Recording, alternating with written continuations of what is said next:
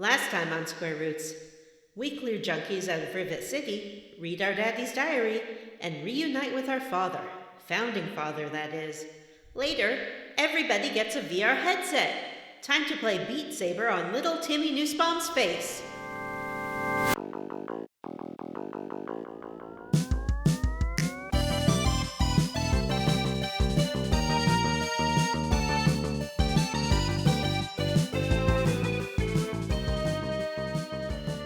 And welcome to Square Roots, the classic RPG podcast. My name is Jim Banks. I'm joined by Matthew Van Zant. Hello, Jim. It's lovely to see you again. John Little Lamplighter Brandon. Hello, you fucker Mungo piece of shit. What the? And Vanessa. I'm Vanessa, and I love Johnny's new attitude. I was being Mayor McCready. And this is a podcast where we play and talk about your favorite classic RPGs, one chunker at a time. This is part 4 of Fallout 3. Wow, already on part 4, huh? Mm-hmm. The penultimate next part. Next week, the last episode? Wait, That's next one's going to be the final part? Yeah. Wow. Almost done with Fallout 3. I love it. I love it. More 5-episode series, please. It's perfect. It doesn't overstay its welcome. Mm-hmm. It's not 12 episodes long. That wasn't Jim's fault that the game was 100 hours. Yeah, it wasn't He'd his already fault. finished it by the time he chose it, so yes, it was. All right. I mean, it's not my fault it was so long, but I'm not saying I didn't know it was so long. I guess it's true that it's not your fault it was so long. I wonder That's how Square long Enix. it would have been if we just did the main quest and didn't explore Yeah. things and do the summon stuff and things like that, though. But would that have been a fulfilling experience? Ask yourself that was kind of the best part of that fucking game was all the stupid thing. stuff. That's what I enjoyed doing, and then I had to play the meat of the story, the meat of the game, and was like, ugh. All right, we don't need to rehash this. Mm-hmm. We don't need to do this again. Mm-hmm. I apologize for bringing it up. Every episode. My little vape thing melted, so I had to get a new little vape thing, and I can tell that it's louder than the old one, and that's a bummer. How did it melt? Sorry, listeners. You know, it was a little getting on the little older side already, I think, and I think maybe it had gotten some liquid down inside of it. So I plugged it in one day, and then I walked out of my room, and I walked back in, and it was smoking. Ew. Actually, it's supposed to smoke. No, it's supposed Toss to vape. oh my God, you are legitimately not the first person who said that to me. All right, Lady Paul, that's your name from now on. Oh, okay. Hello, my name's I'm Lady suddenly very Paul. good at PUBG. I like football and Dave Matthews. I love football. Listeners, they're making fun of my IRL friend. It's not nice. Also, I do want to just, for the listeners, let them know that I somehow bit the ever-living shit out of the side of my tongue, and so I'm going to sound real dumb tonight. Oh. Ouch. You don't Listen, have to it's say, fine right now, like, but the more I talk, the worse it's going to get. Sure, but you don't need to make a special announcement for something that's the same every week. Oh, burn. She got me. I'm devastated. I'm Dad. It's nice to meet you, Devastated. Hi, I'm David Stated. I probably should back off my burns because I've been going pretty hard in the group chat at you guys. Yeah, I don't but know you why. could- I apologize. I disagree. We just Keep it assume coming. It's fun. you're just cooped up Yeah. and getting feisty. I'm pretty sure the other day I implied that Jim's daughter was adopted, which was probably a bit And too far. and you also said that my girlfriend and I's relationship is akin to the Joker and Harley Quinn. That's right.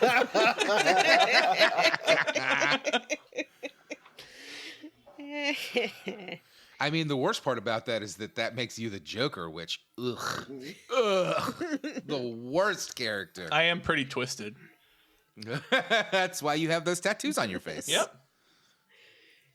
He was her king, and she was his queen. And God help anyone who disrespected the queen. God. Well, I said what we do on the show. Why don't we talk about this week's hot gaming news? It's a Was great there any? idea. I have some. Ooh, There hot was gaming news. yeah, there was a Capcom I guess I don't know, Capcom announcement, Capcom Direct last night. They announced that they're working on the next Resident Evil, which is cool. Oh. Probably be, I don't know. If they're just announcing that it's in development, see in 3 years, I guess. Wow. I did see that. It's by the same director as 7, right? Same director who did Biohazard, yeah, so that'll be cool. Heck yeah. I hope it's another first person, honestly. And they also announced, speaking of Biohazard, that that's coming to mobile. I don't know why that's worthy of an announcement, but Apparently, those games are not selling great on iPhone. No one wants to buy a $70 game on their iPhone. yeah, No, why God, would you? no. And they made some other announcement about some other game I don't remember the name of. Oh, and they also announced that there's going to be a Dead Rising remastered, and they released the trailer. I didn't really like the original Dead Rising very much, but I did like the looks of that trailer. It looks super cool, and they're giving the game a ton of like quality of life improvements and controlling the main character and stuff you can do, and it seems really fun. I'm excited to try it. Anybody else have any HG Ed? There's Never cared for a those games. performance patch to fix Dragon's Dogma 2, and apparently it runs a lot better now. Oh, It ran that's like nice. Oh, butt. nice. I'll have to try it out. That's all I got. Vanessa shared some hot gaming news with the group earlier today. Do you want to relate that to us, Vanessa? I have no idea what you're talking about. The worst PlayStation RPG ever is getting an English fan translation. Oh, thanks, Ancient Johnny. Roman. No, that Power was of Jim. the dark side. Oh, it was Jim. I apologize. I thought it was Vanessa. I always mix those two So up. 19. Yourself and Jim? No, Vanessa and Jim. We're very similar. I have never heard of it, but it was a Japanese exclusive RPG and is cited as one of the worst role-playing games ever made on the original PlayStation. And that feels like it would be a great bonus episode.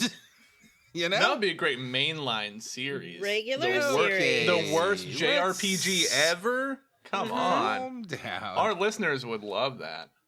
And we still have Infinite Undiscovery to play, which I think is probably the worst Xbox JRPG, so we can do a double feature. And Beyond the Beyond, we could do a triple feature. We could probably make a whole year of it.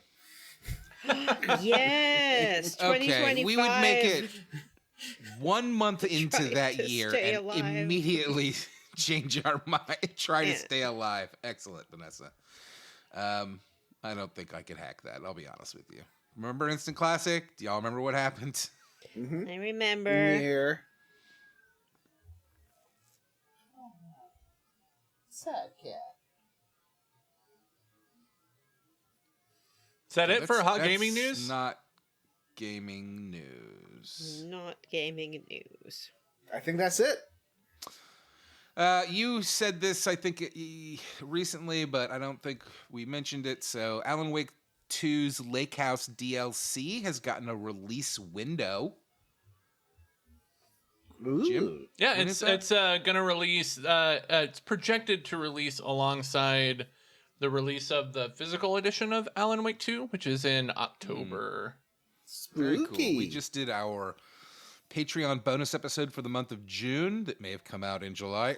Oops. And we did cover the Alan Wake 2 first DLC, Night Springs, and we all, I think, overall enjoyed it and had a lot of fun. I also pre-ordered the deluxe edition of the physical edition, where you get the little art book, so I can sit down and read my art books, and then it comes with one of those angel lamps that Alan Wake uses in the game, so that'll be fun. I think that's kind of everything. I guess it's been a bit of a slow news Well, it's week. July. Everyone's on vacation. Yeah. They deserve it. Except for all of us. No, we don't take vacations. We don't take vacations. We don't take breaks. We can't stop. We game so hard. We're the hardest working gaming podcast in the business. That's why we're the most popular, most successful gaming podcast in the business, That's right. obviously. It's true. hard work pays off. Mm-hmm. All right, who wants to talk about how they leveled up? I'll go first.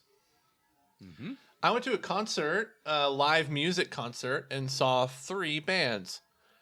The first That's a band lot of bands. is called The Dirty Nil, and they are a punk rock band from Canada. They were pretty good. Their style kind of reminds me of The Darkness. Just like cut the glam part of The Darkness in half, and it's kind of like The Dirty Nil. I enjoyed them quite a bit. And second band was Lucero, which is they've been around for forever. They're kind of like a alt country / punk band. They have a very kind of bluegrassy sound. So that was a little different, but I liked it a lot. I've heard of Lucero, and like I saw them, like they were on the bill, I think, for maybe some Warped Tour dates that I went to when I was a lot younger. But I never really listened to them. I thought they were great. They put on a really great show, and my daughter and I got to meet the lead singer after, and we got a nice photo with him. He's a very nice dude.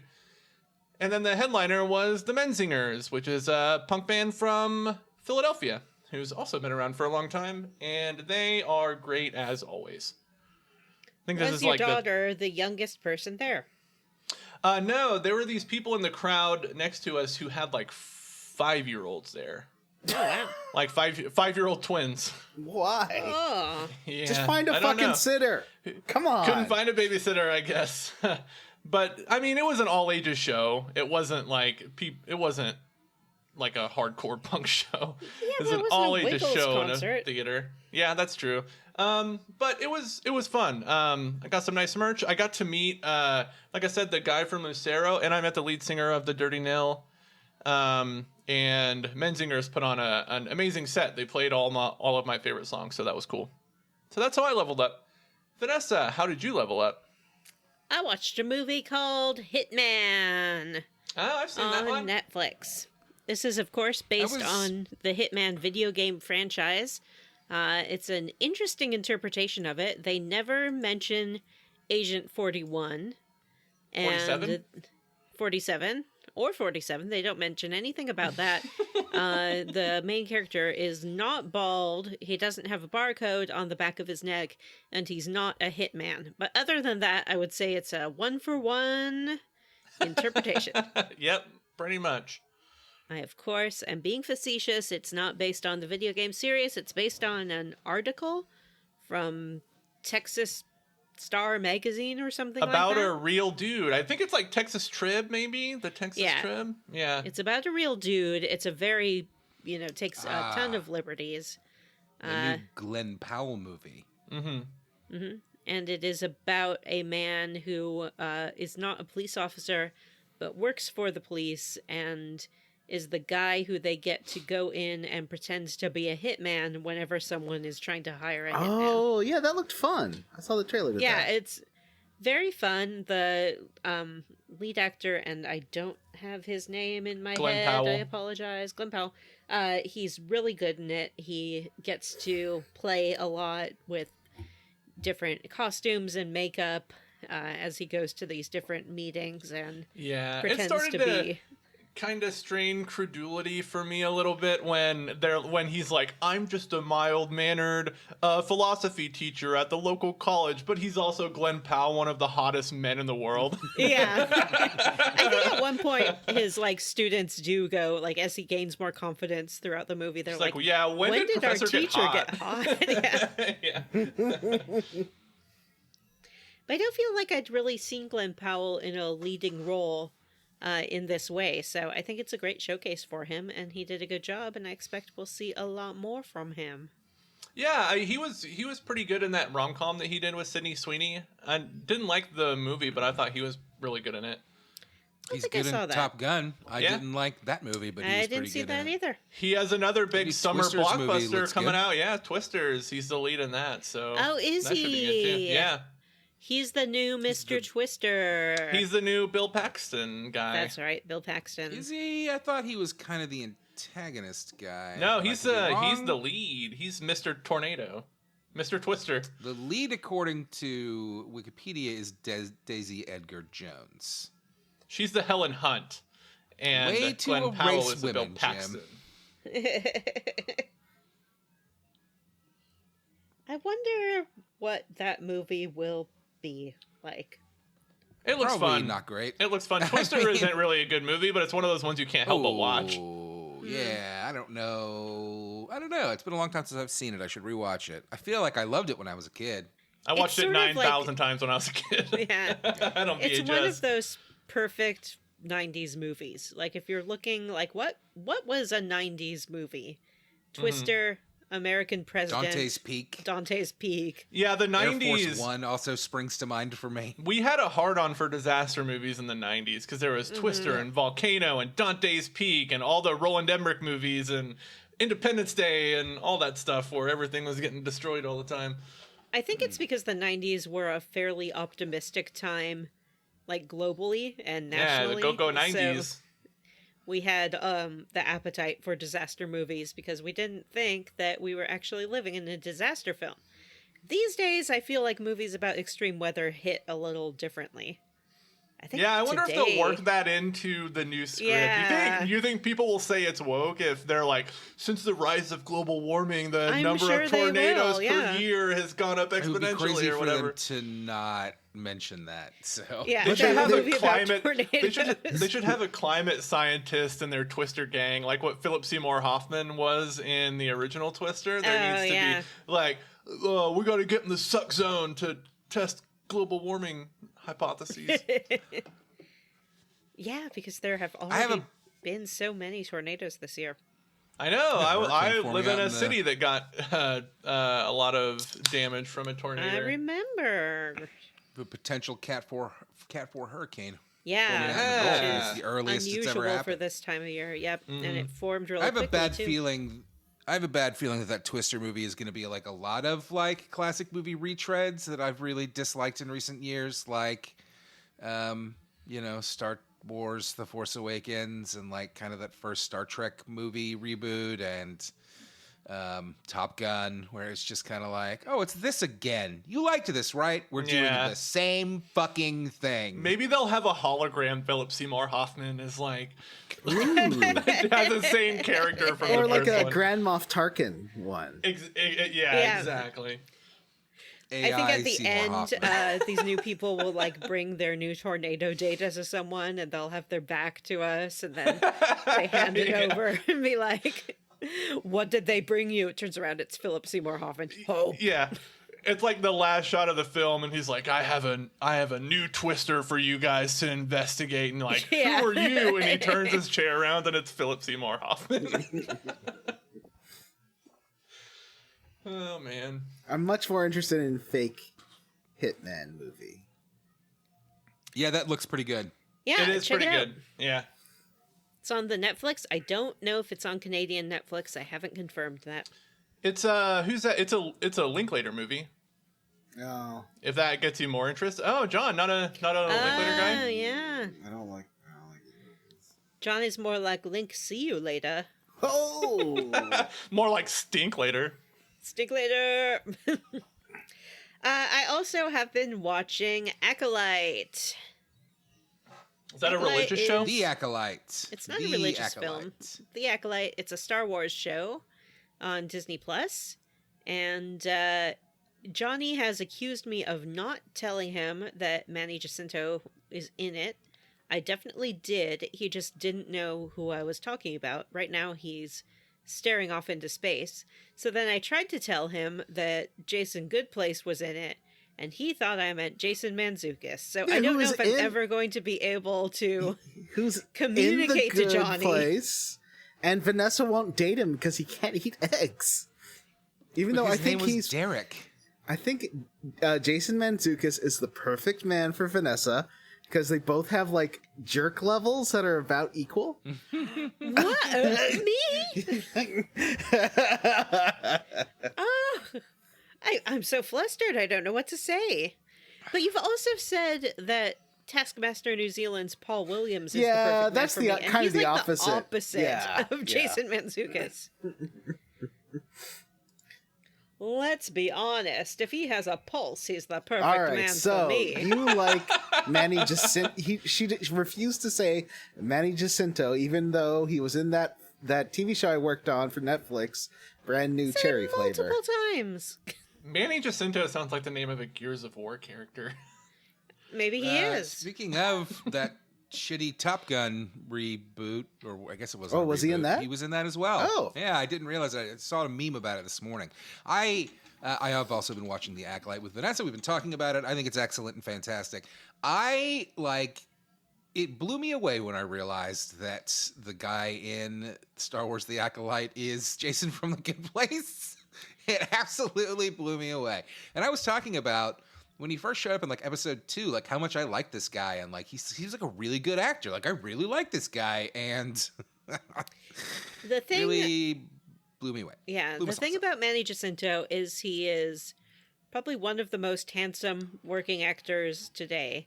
In The Good Place, he always had a doofy expression on his face, and they sort of did his hair to play down his looks, and he didn't get like the chance to shine. So there was a time when the internet went insane when he like went to a red carpet event, and people were like, "Oh my God, Manny Jacinto's hot!" Like we had no idea who's been keeping this from us.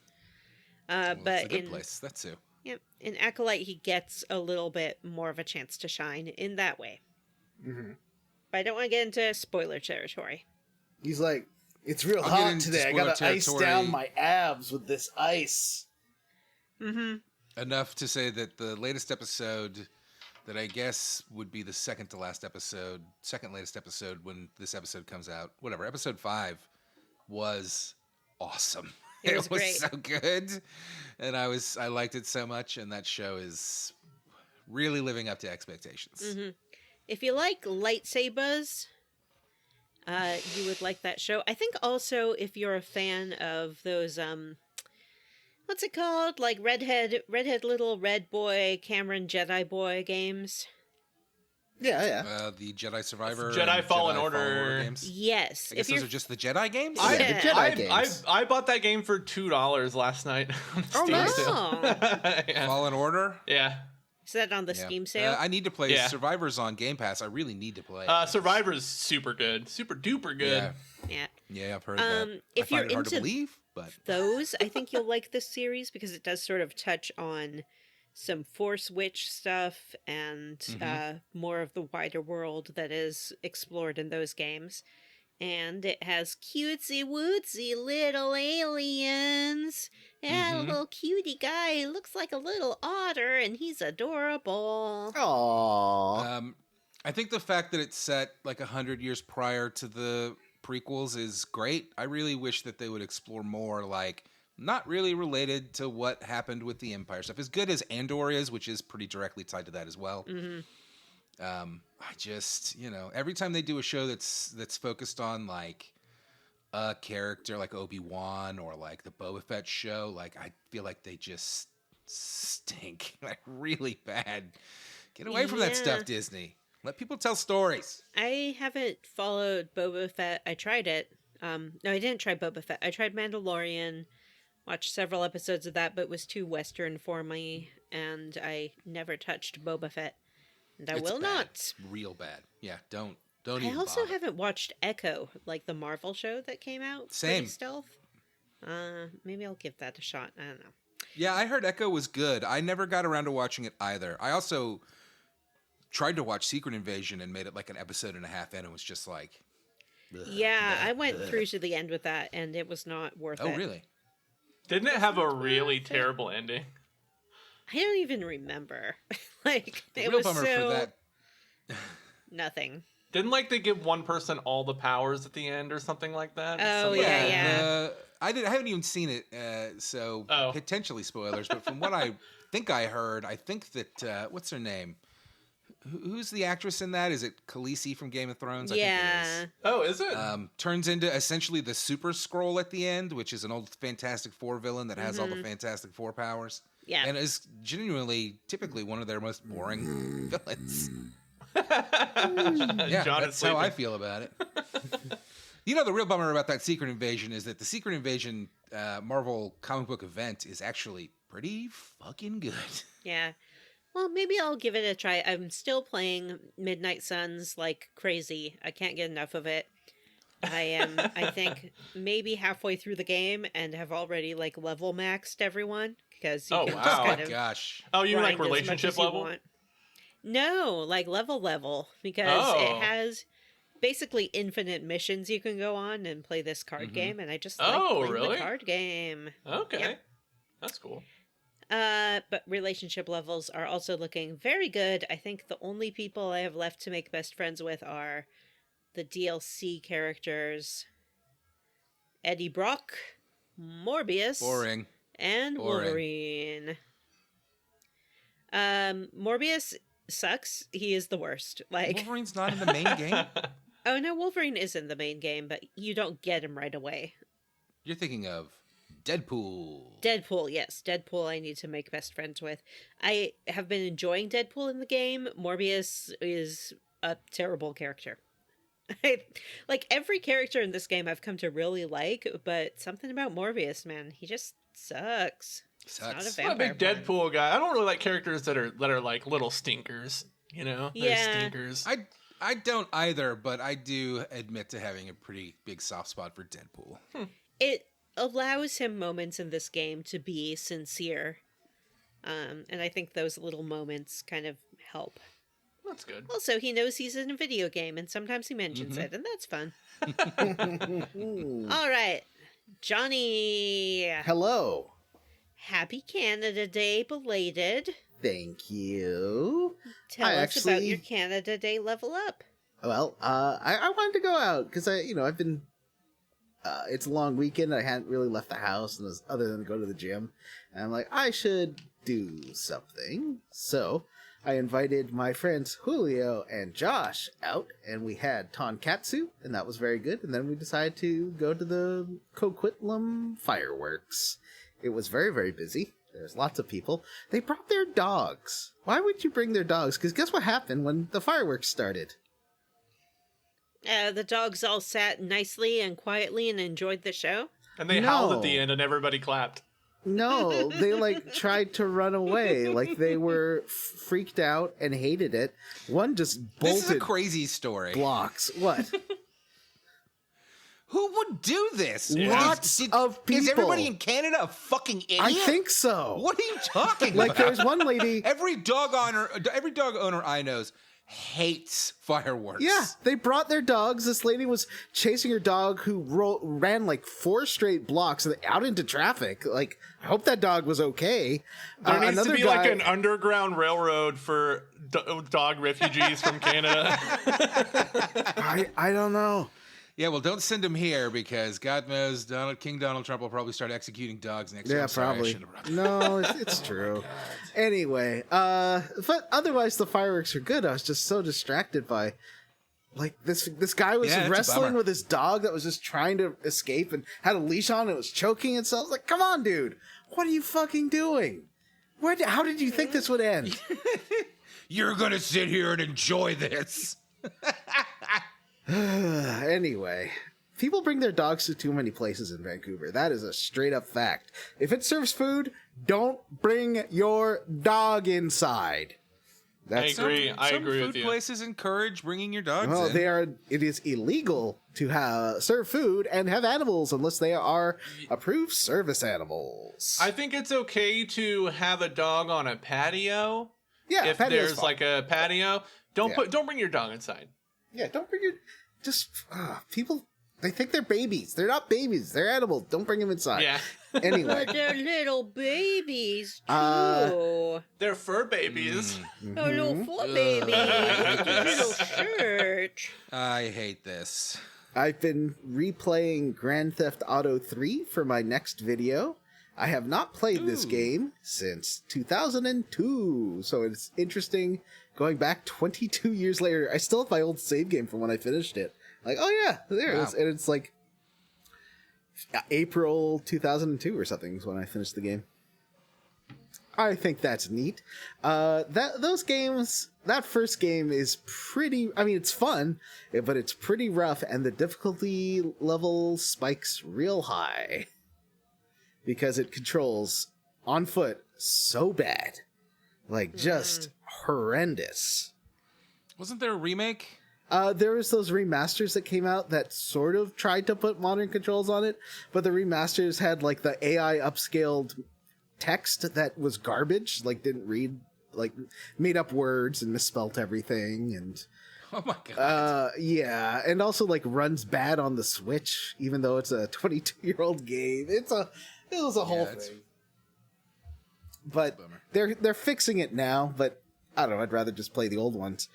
Weirdly, it's got a top-down view, like the GTA 1 and 2, that actually works pretty well for just playing on foot, for the firefights and stuff. So that's my hot tip. Go to the top-down view if you're going to get into a firefight in that game. It got better by... San Andreas was better on foot. But, oh yeah, also, you can tell it was a game made in the UK because there's a garbage truck, and it refers to stealing the garbage truck as hijacking the dust cart. The dust cart. A very What? American turn of phrase. Yes. Don't understand it at all. We're New Yorkers, come get our dust cart. That's about it. I played some more Gran Turismo, and I've been pretty boring otherwise. Yeah, played a lot of Fallout this weekend. Well, we are once again recording on a Tuesday, 4 days after we last recorded, which makes That's it hard. not true, because Yeah, it last was time we Tuesday recorded last on week. a Tuesday, so it's been No a more whole week. Tuesdays. Tuesdays are done. I Look, mean, it's it's an summertime, okay we have alternative. I'd rather do a Tuesday than a vacations. Friday. We have to accommodate people's schedules. Blech. It's an American holiday. Now, personally, I probably won't be doing fucking anything on Thursday, so... Yeah. Anyway, Me Matt, neither. how did you level up? Hey, I'm glad you asked. It was my son's birthday this weekend, and you all may remember my son from last episode when he explained what a glizzy is. He got some great new games that I played. I got him Super Monkey Ball Banana Rumble! Woo! Which is the newest iteration of the Super Monkey Ball franchise. I did allow him to have a bunch of kids spend the night on his birthday, since it fell on a Saturday this year. And around 9 o'clock, I was so tired of their horseplay and screaming that I thought, I know what I'll do. I'll calm these kids down by putting in a multiplayer split-screen game. And it worked, to the extent that they all stayed in one room, but it didn't work to the extent that then they just screamed at the TV and jumped on each other. What were they But playing? I played a little bit of it. Huh? What game? Super Monkey Ball Banana Rumble. Oh, okay. I blocked out that. Matt, you have to tell us what else you've got him. I'm not done talking about Super Monkey Ball Banana Rumble. Right. But I played a bit of it with him on on. Sunday, and it's pretty fun. You know, if you like those Super Monkey Ball games, this one is just like the old ones that you remember. It's, it's a game that's just a bunch of levels about navigating a little monkey and a ball to the end of the level. And it's one of those, like, you kind of tilt the world more than you move the character to get him around. If you've played Super Monkey Ball, you know what I'm talking about. And it's fun. It's a fun game. We had a good time. And I also did get him a MetaQuest 2. MetaQuest 2. After weeks and weeks of... But it's not for him. Stop talking about VR. Oh, It's not for me, and I don't plan on for playing him. it. Quote, I unquote. did set it up. There's a game called Gorilla Tag that you can get for free that's just kind of kids playing tag as gorillas. That I played for probably 2 minutes just to kind of see what VR was like. And I will say, when you have the controllers in your hands and you hold your hands up to your face, it shows gorilla hands. And as you kind of move. You all know this because you play VR, but like each button is a finger, kind of. And I kind of figured that out, and I really did, for God's sake, do the stupid thing that I've been making fun of you all for. And I was like, Jesus wept, like worlds within worlds. It was kind of neat. And he wanted to play a game that I should not have allowed him to purchase, but I did because it was his birthday. It's called Drunken Bar Brawl, and it is kind of a fighting game where you just kind of go to several locations and beat up everybody around you. And I did try that out and very quickly felt extremely nauseous and like I was going to collapse and had to take the VR headset off entirely. And I have not touched it since. No, thank you. Hard pass.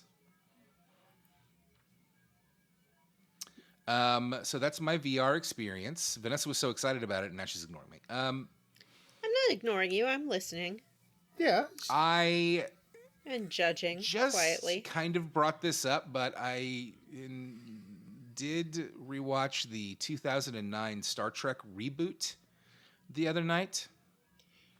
If And I you gotta just say, for the most rewatched part- it, why you ragging on it? That's a good movie. Yeah, well, that's the thing, is that, like, I gotta say, like, overall, I like that movie. I like the actors a lot. Like, it's a fun movie. It has the same problem that I had with Star Wars The Force Awakens, which is that, like, half or maybe even, like, 2/3 of the movie is, like, really good and fun movie. And then maybe a third to a half of the movie is just like, you remember this shit, right? You know, Scotty's gonna say, beam me up, Captain, or whatever. Like, I hate that shit. It's really bad, and it kind of almost ruins, like, an otherwise pretty good movie. Also, they didn't need all that Kelvin timeline, time travel to Spock bullshit. It does not add to the movie in any way, shape, or form. But on top of that, I had forgotten some of the more egregious, like, problems with that movie, like how Spock gets mad at Kirk after Pike gets kidnapped and literally just fires him off the ship into like an ice planet, and he just happens to run into old Spock there. Mm-hmm. And then from there, they also just happen to run into Scotty, who is also happening to be on that planet. Like, it's so unbelievable that I can't believe it made it into a script. You know what I mean? I did not like those Star Trek movies. I didn't think they were good. I think they get increasingly better. I like 2 also has a lot of problems that revolve around the fact that the con villain doesn't make a lot of sense. But on the other hand, Benedict Cumberbatch is pretty great, and you do get that crazy giant like war machine enterprise that I really kind of do like. And then Star Trek Beyond, the third one, is the best one of the series and is actually just great on its own and doesn't rely on extra Spocks and fucking characters that you've heard of before. And it's just a good fucking Star Trek movie. And I do hope we get a 4th one eventually. I need to rewatch John Beyond. looks confused and angry, and maybe like he kind of has to fart. I can't He's tell. upset because he didn't like the there. whole Alice Eve stuff in the second movie. Oh, I forgot about the Alice Eve stuff. Yeah, you should rewatch Beyond. If you have only seen it the once, I really do. I think that one is, on its own, is just an absolutely fantastic Star Wars movie. Anyway, that's it. That's how I leveled up. And with that, I guess it's time for us to talk about the stream.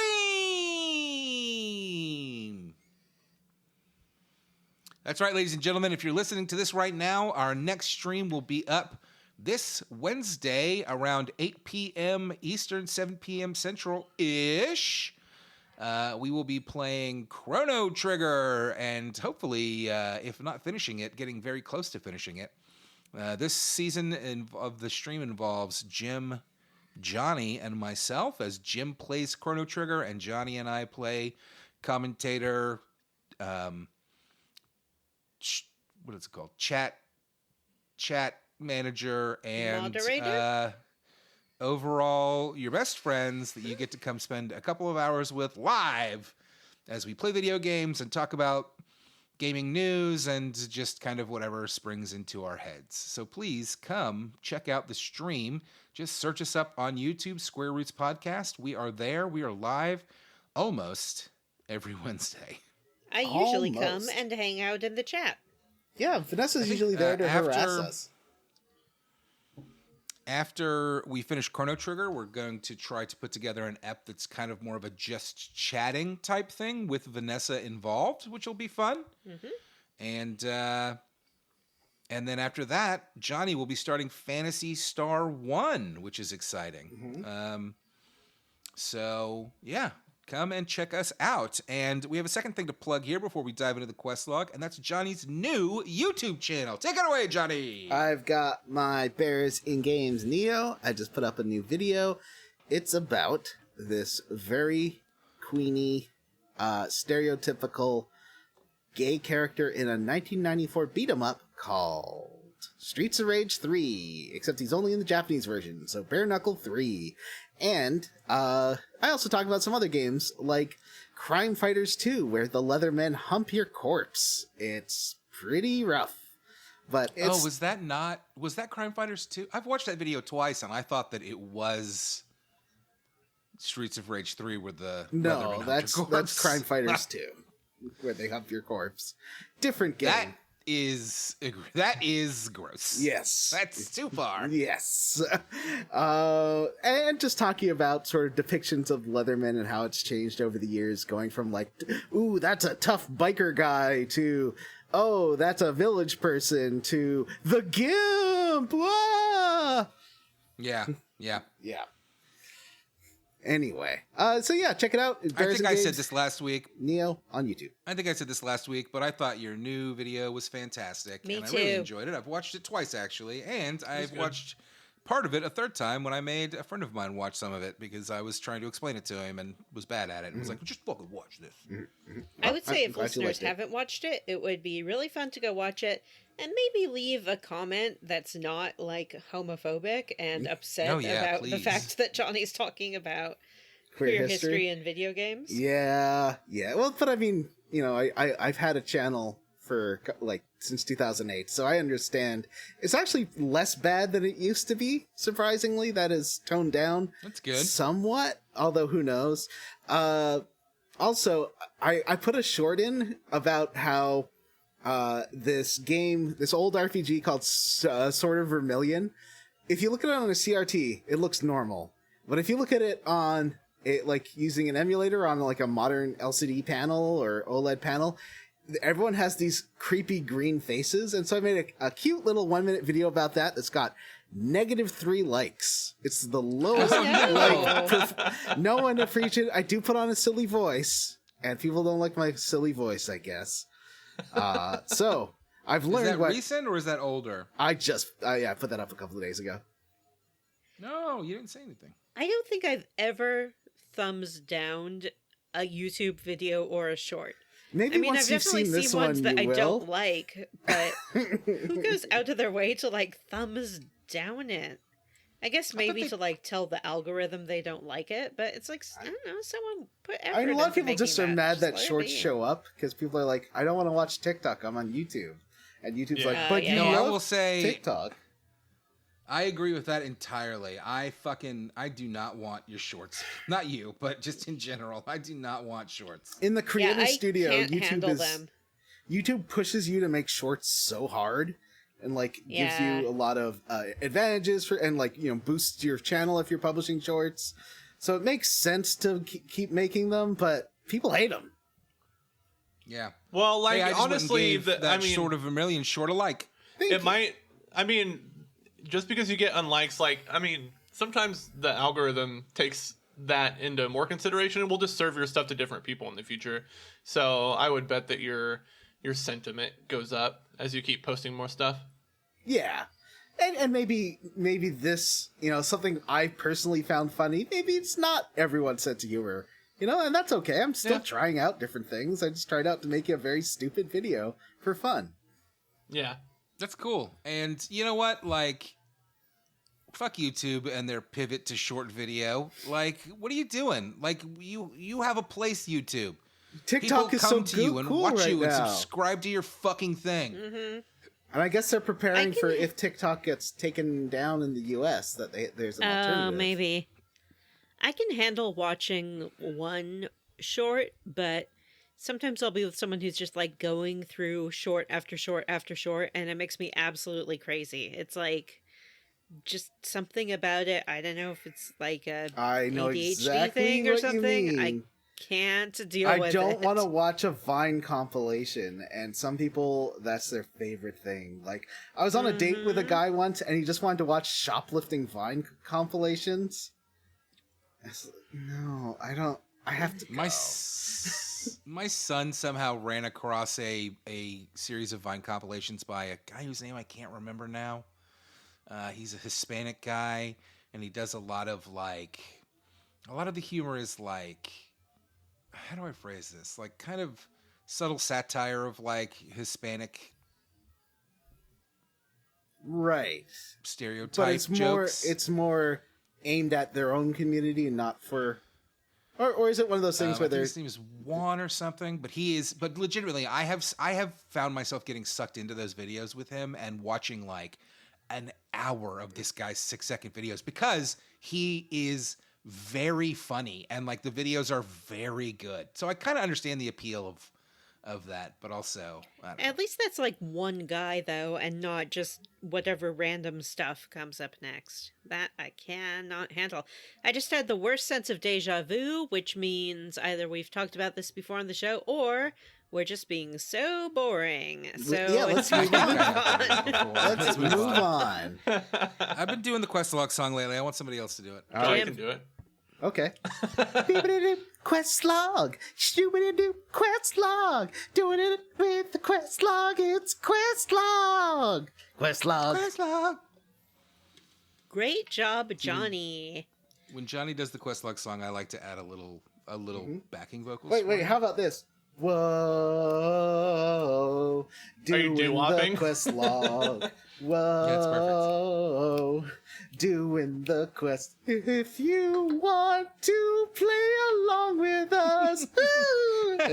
Okay, I can't. That would just ruin everything.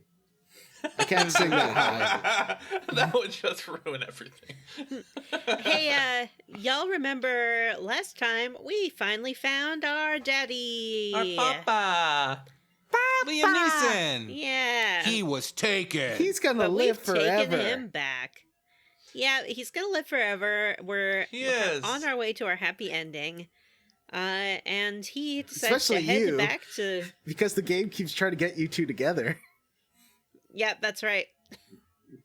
It's, what happens in the vault, stays in the vault. So we're on our way back to Rivet City with Daddy. Oh, I just thought of a terrible sex joke you could make involving that Waters of Life. Oh no! Don't do it, Johnny. Never mind. Is that what A lot the of- is that what the Bible verse is referring to? Yeah. Drink from the waters of life. A lot of people have been sending me pictures of David Dastmalchian as Mr. 3 from a upcoming anime One Piece adaptation, I think. One Piece adaptation. Oh, I assumed But it I've was also JoJo's thought- Bizarre Adventure.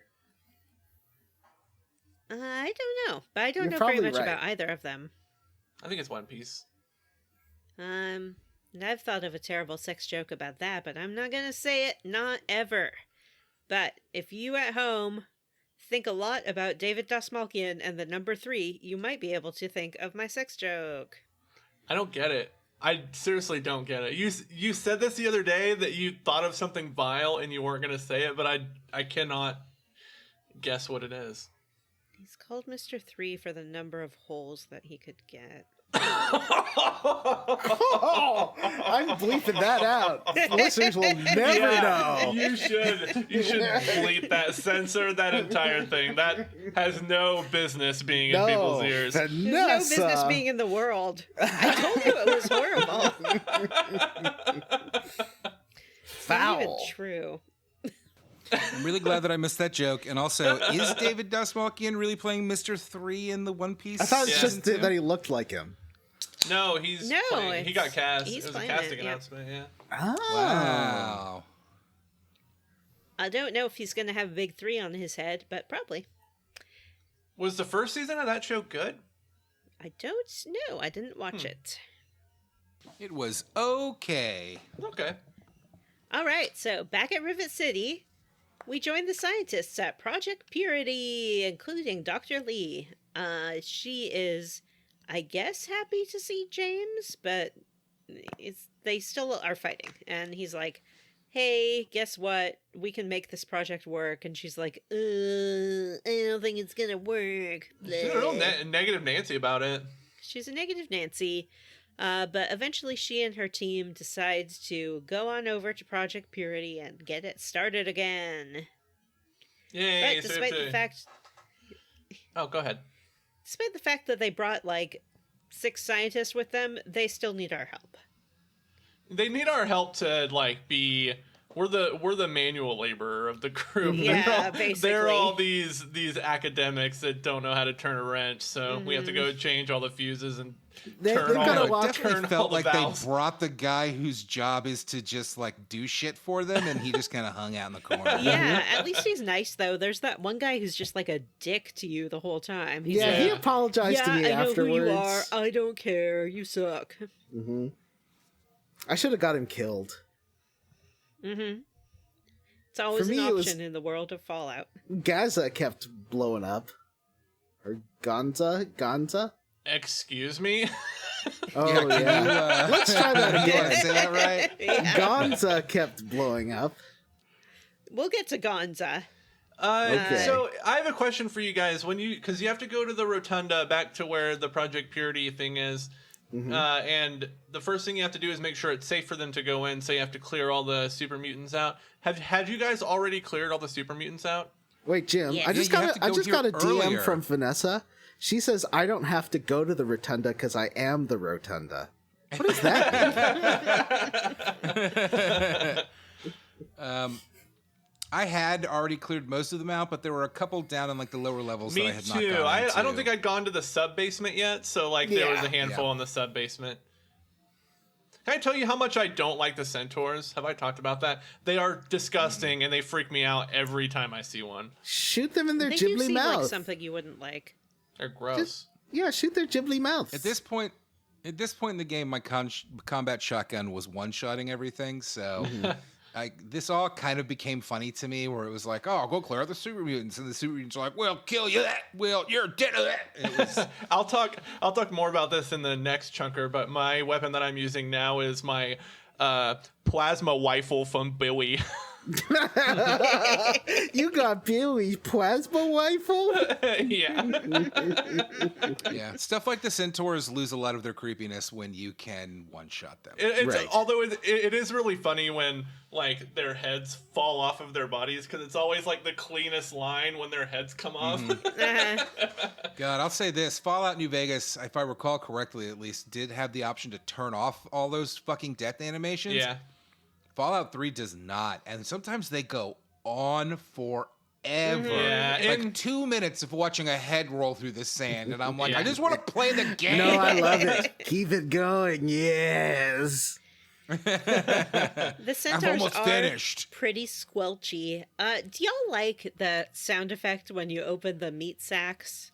It has such a distinct Yeah, I it smell. kind of does. do. Yeah. Well, the gore kinda sacks, do. Vanessa. You know, you decorate. You've used them as beanbag chairs in your apartment. Yeah, absolutely. When you sit on them, they make that lovely squelch. Yeah. I love it. Yeah. It is kind of a, please don't try to make the sound with your mouth. That's not good I idea. wasn't going to, Please but do, now I Vanessa. kind of want to. Yeah. It was John. I couldn't tell. But it's a good sound effect. Oh God. I'm leaving it all in. You're welcome, listeners. Well, oh yeah, you're editing. I'm not editing. Oh no, he's reaching for his Pringles. Fuck! No, I actually, what happened to my Pringles? I don't know. You ate them. Bitch. Maybe I did. Johnny, would you say that Pringles are your signature snack? They're my favorite chip, for sure. I agree with you on that. Actually, I like Pringles. They're like okay. they're like McDonald's fries. They're reconstituted potato shapes. Mm-hmm. That's all fast food fries. I like those sweet potato chips. I don't know what they're called, but they come in like a black bag. Mm-hmm. And they're I yum. don't know. I'm a Cool Ranch Dorito I don't know guy. the brand. Cool Oh, Ranch wow. Doritos. Every once in a while. I actually, more often than not, when it comes to buying a bag of chips, I'm a Cheetos Puffs guy. Ooh, Oh. I love a Cheetos Puffs. I'm sure you do too. I eat them with chopsticks like a fancy boy. No, I don't. That's psychotic. Are I those- can wash my hands. How is that Rice cracker with psychotic? seaweed. Yep. Rice cracker That's your with seaweed. that's your go-to snack. That's my go-to snack. I have to get it off Amazon. I don't What a know where else to weeb. get them around here. What a weeb. She's not a weeb. She's an good. Anglophile. And they're low in Oh, sodium. God. Johnny has a fucking can of Pringles in his hand and another can of Pringles in his hand, and he's combining them. Stop it! He's combining the Stop it. Pringles crumbs at the bottom of the can Oh together. no! Oh, those backwash crumbs. So, here we are at Project Purity with the scientists now, and we are asked to turn on the flood control pump power in the basement. We get the fuses from our father, and he says, "Head on down there." This was annoying because you go down there to like flip the first switch to do the flood control thing. And then he's like, "Okay, come back up here again to get Right. the fuses. Why didn't you just give me the fuses when I went down there the first time, so I don't have to Yeah. go back to you and then go back downstairs?" That was irritating, and he keeps being like, "If you get lost, just talk through the intercom, and I'll tell you which way to go." But your Pip-Boy map also does that, so I don't Yeah. think there's really a need to be I have checking a in with Pip-Boy, Dad. a whole bunch. Dad. Gave it to me, remember, idiot? Before you left for milk and never came back. So, yeah, we do that. And we do the Did you just say he fuse. left for milk? He left for He went a out to get carton of milk. Never came Yeah. back. Never He came went out back. to get milk. Milk. Milk. Are you making fun of my accent again? Yes, I am. That's what Is Matt that what they does. call it in Canada, Johnny? Is it milk? Yes. Yeah, I thought so. I love my bags of milk. And Milk. Listen, make fun of my accent. It's terrible. My accent Well, is we East just- Texas we and just- Florida. need to get someone from Texas in on this podcast so that you accidentally get all Southern. It does happen. I was talking to my grandmother again this weekend and got all... Oh, Grandma! Howdy, Mama Joe. Meemaw! Mama Joe. That's what I call her. Don't Like- mock me. I'm not. I was. Milk. All right. All right, y'all. So now we head back up to our dad. He's like, "Great, you fixed everything down there. Now I need you to crawl through this stinky pipe." I And see that cat's tail in your face. Mhm. yeah, he Get that cat out of here. he won't. Do you go. mean the convenient watching pipe? Yeah, I went. Yeah, that's true. I went down into this pipe earlier looking for super mutants when I had to clear the place out, and I went to interact with the valve thing, and it's like, you can't do this right now, and I was like, shit, I'm gonna have to come all the way back here when I had just gone all the way back. yeah, up like top. when I was clearing out the super mutants, I found the flood control switch Yeah, and the me too. mainframe room and all this stuff. Or not the fuse room, and I'm like, ugh, this is all for later. But yeah, we get stuck in the convenient BioShock watching room. Yeah. Yep. We crawl through this stinky old pipe, turn the little wheel, and then there's a little window, and we can see some vertibirds landing. And You call them troops- helicopters in the notes. Helicopters, Vanessa. You call yourself a Fallout fan? You think these are I was like, helicopters? why are I thought the Brotherhood of Steel endorsed this place. Why are they attacking? It took me They want It's control. very confusing. I was very confused. Oh wait, it's not the brother. Oh wait, I are know, Vertibirds Brotherhood? They are not No, the it's not Brotherhood. Brotherhood. I Yeah. just thought it. I yeah, know. they do have them. They do. Brotherhood does have vertibirds. And I these don't are think in this vertibirds, game, right? but in the show, they certainly do. But Yeah, and they they- were they- vertibirds they and do- not helicopters, right? In They Fallout are 4, vertibirds Okay. and not helicopters. in Fallout 4, they Thank you, have Vanessa. vertibirds, and they hunt with them, and they sometimes explode. Yeah, Remember you they're can like- shoot them Yeah. down. Yeah. It's cool. So we head on up through back to towards the control room to find out what's going on, and we run into some hostile metal men. It's not the Brotherhood. It's the Enclave. Whoa, they look just like the Brotherhood, but with like slightly more sci-fi armor. They look like the Brotherhood, but a little bit mad. And I like the masks. I think their masks are cool. I can't one-shot them with my shoddy. I have to, like, multiple shot. Yeah, it's a bummer. Yeah. These are the baddies from Fallout 1. And also the faction that Michael Emerson runs away from in the Fallout television series. Yeah. So we have to fight through them. We go back to the control room, and there we find Dr. Lee outside of the sort of control area, but the control area itself is locked down, and Daddy is in there with the Colonel. It's me, the Colonel. The Colonel had big, like, Kevin Aren't these guys from Spacey as Boston? Frank Underwood vibes. Yeah, he was real. Yeah. People travel, but yeah, he definitely had like Foghorn Leghorn accent.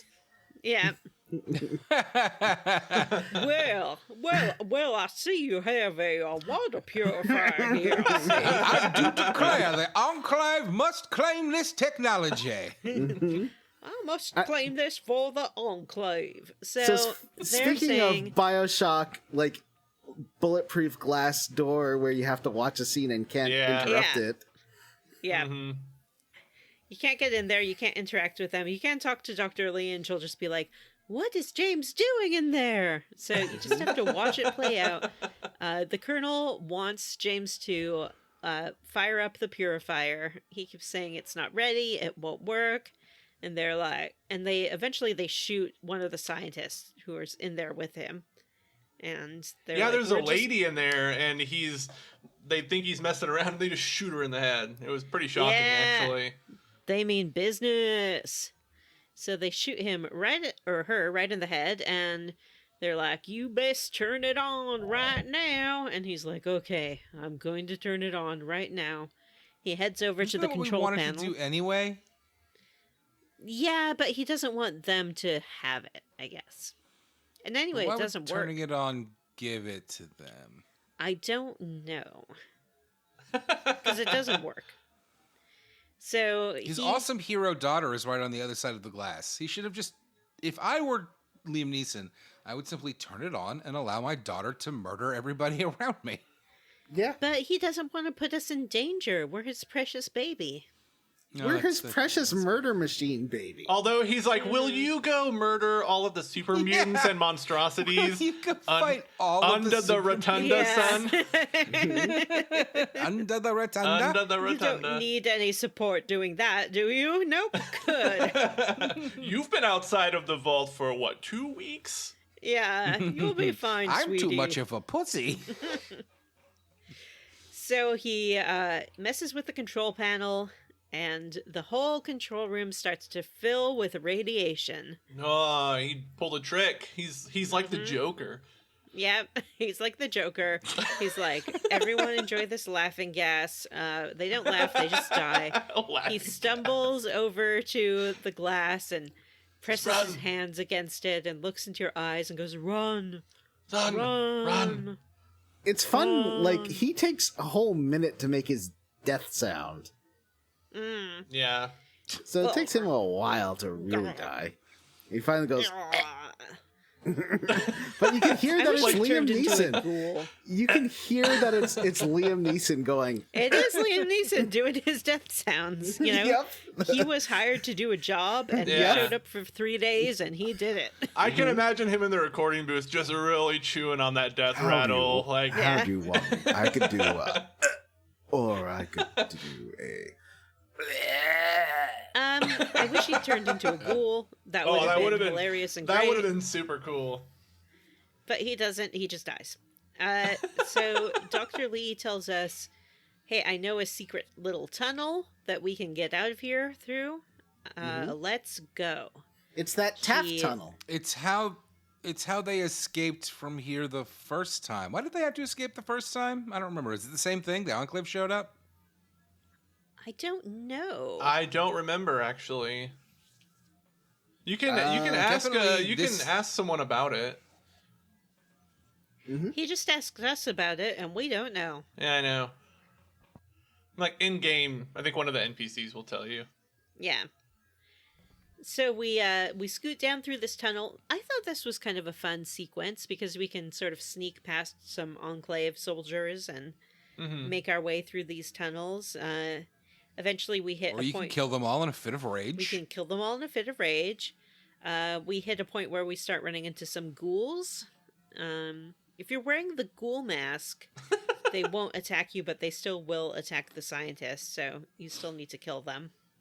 I had an issue here with Charon, where he kept dying. Oh, no. And I kept having to tell him to wait with the group. Would have to make them all wait and go clear everything out ahead of them. I don't know why. He just couldn't seem to survive here. Yeah, all of them were, especially when you're waiting for Dr. Lee to bleep bloop the door open.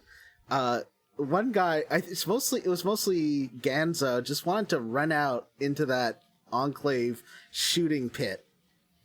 Yeah. Speaking of Garza...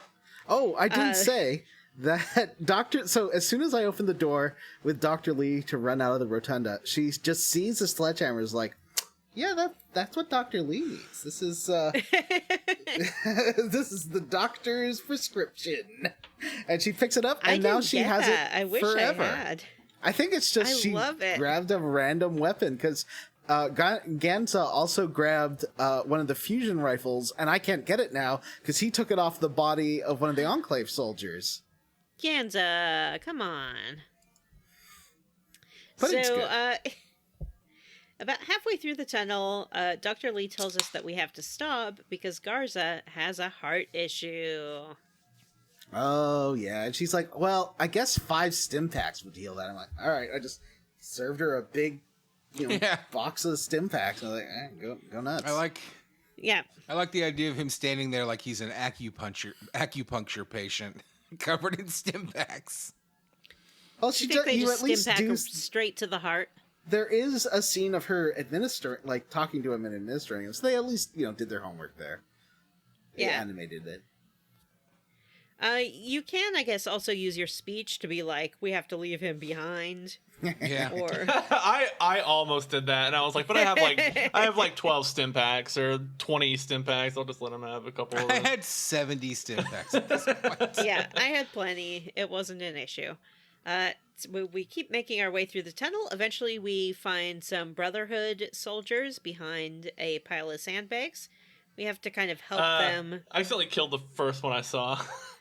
Jim! It was a big guy with a big chain gun, and he turned around towards me as I was walking up there, and I was like, "Oh shit!" And I shot him in the head. And I'm using the plasma rifle that you get from the Replicated Man quest, and I shot him in the head once, and he turned into a pile of goo.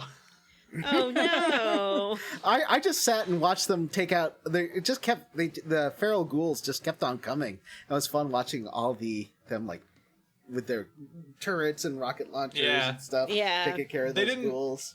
They didn't turn hostile on me though, which was that's was a relief. Nice of them. Yeah, I guess they understood it was a mistake. Yeah. Sorry to turn that guy into a pile of goo. So then we enter. Well, actually, we sort of exit the tunnel. We're still outside the Citadel, which is, of course, the Pentagon. We have to talk our way into the gate, and we are granted access. Dr. Lee sort of gets on the intercom, and she's like, Elder, I know you're in there. Open this frickin' door right now, or so help me. And the door opens up, and we head on in. At this point, we meet the Elder, sort of talk about what's going on. He seems like a pretty nice dude. And he's the father of Sarah, who we met before, outside of GNR. And she's there, or you too. Didn't meet if you didn't do it. I had some sort of bug with that quest, and when I got there, everybody was dead. Well, it's because GNR. you found where the dad went before going you there, found so Rivet City it's not first, a bug. so. That's just you weren't there to help, so everyone died. So Sarah is here, but she was not there for me. Oh, interesting. Did she act as if she knew you? No. Oh, that's good. So yeah, they clearly programmed that. she did act as if she knew me. She was like, "Hey, it's you. Cool. How's your dad that you were looking for?" And I'm like, Mhm. Daddy. Everyone here offered their condolences to me about the dad. Yeah, I mean, they seem like pretty chill dudes for a military organization. Yeah, I definitely didn't hate these guys the way I hated the Boston area Brotherhood, because I blew up their Zeppelin. Mm-hmm.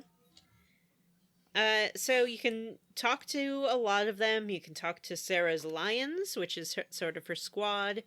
They each have their own little gimmick.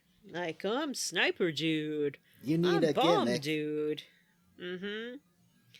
If you want to blow 'em up. So... I met Paladin Starcross, and she Oh, was yeah. like, "Hey, I think you're cool." I'm like, "I think you're cool," and she's like, "How about we just go across the wasteland together?" And I was like, "Yeah, let's do it." And she was like, "Blam blam," and then I gave her a Enclave Eyebot helmet, and she immediately put it on, and that was amazing. And I gave her a flamethrower and a missile launcher, and now she does damage me a lot, but it's so fun that I don't mind. That's great. fantastic. I'm so glad you made a friend. Yeah, it's my first, other than Sydney, who isn't a real Fallout companion, it's my first Fallout 3 companion. Yep, I also recruited Paladin Starcross. I had to send her home pretty soon because she tends to use her power fist, or at least she was, and I tend to be a sneaky shooter from the shadows, and she kept getting in the way of my shots, and I would shoot her in the head and she would die. I want to hear about run into how her. you That's a bummer. solved the Paradise quest, because I think this will be interesting. Yeah, I have a lot to say about that. Well, yeah, so Uh, first they give you access to a Vault-Tec computer. I did have to kick Sarah Lyons off of it. She was, I guess, like playing games on it or something. She's probably playing Snake or Minesweeper. Yeah, she's playing adventure. And then I did find out that Vault 87 has a Gek. I didn't get as much Yay! information about all the different vaults. I did get a distress call after this, summoning me to Vault 101, but I'll do that next time. I didn't have enough time. To do Yes, that little is one side of our quest. next time side quests. It would be cool if the scribe, when you went up to her when she was on the terminal, was playing Harvester. It wasn't the scribe. It was the Sarah's Lions. Oh, that's Sarah right. Lyon would never play Harvester. She'd never play Harvester. She'd be like, this is problematic and I'm not going to play this anymore. She supports killing all the ghouls. Yeah, that's true. But they're sort of gross looking. I mean, come on. Do you want to spend all day looking at those faces? They probably smell bad too. I bet they do. I bet they smell fucking terrible. Yeah, like rotting flesh. So we go to sort of the basement of this place, and they show us a map that will locate the vault for us. They also have, I don't know if anyone noticed, a 2-story robot down there. I did notice there was a giant robot. Mhm. Is that Liberty Prime? I also It didn't is notice Liberty Prime. in the middle of Project Purity, you can sort of make out the Jefferson statue. Yeah, Yeah. they just like built it around him, which I think is Yeah. kind of fun. So we're on our way to Lamplight Caverns.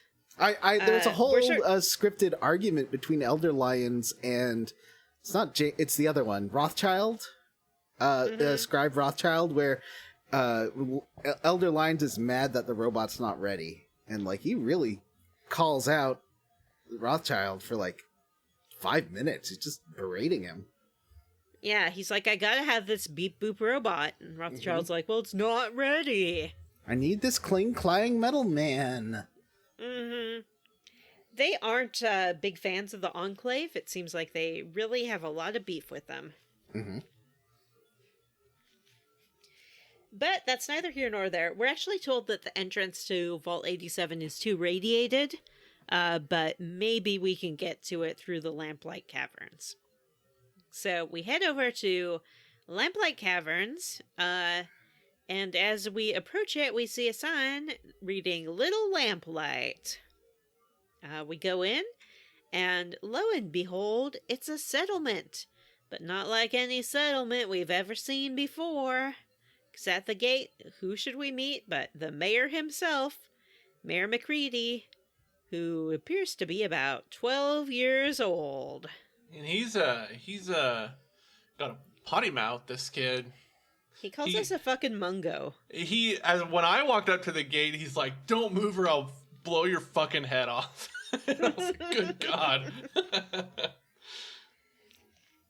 Fun fact, this character appears in Fallout 4. Yeah, and apparently he has a... Oh, no, I'm thinking of the Oasis guy. This guy has a whole story, too, of his life as an adult, which is, I read today, and that's pretty crazy.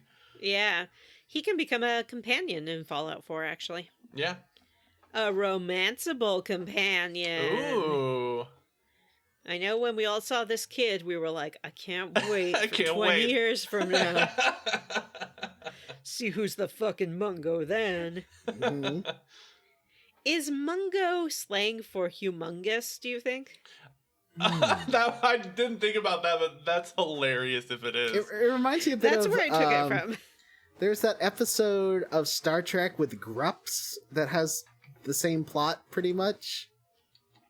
It was the original Star Trek, and they called grown-ups Grups.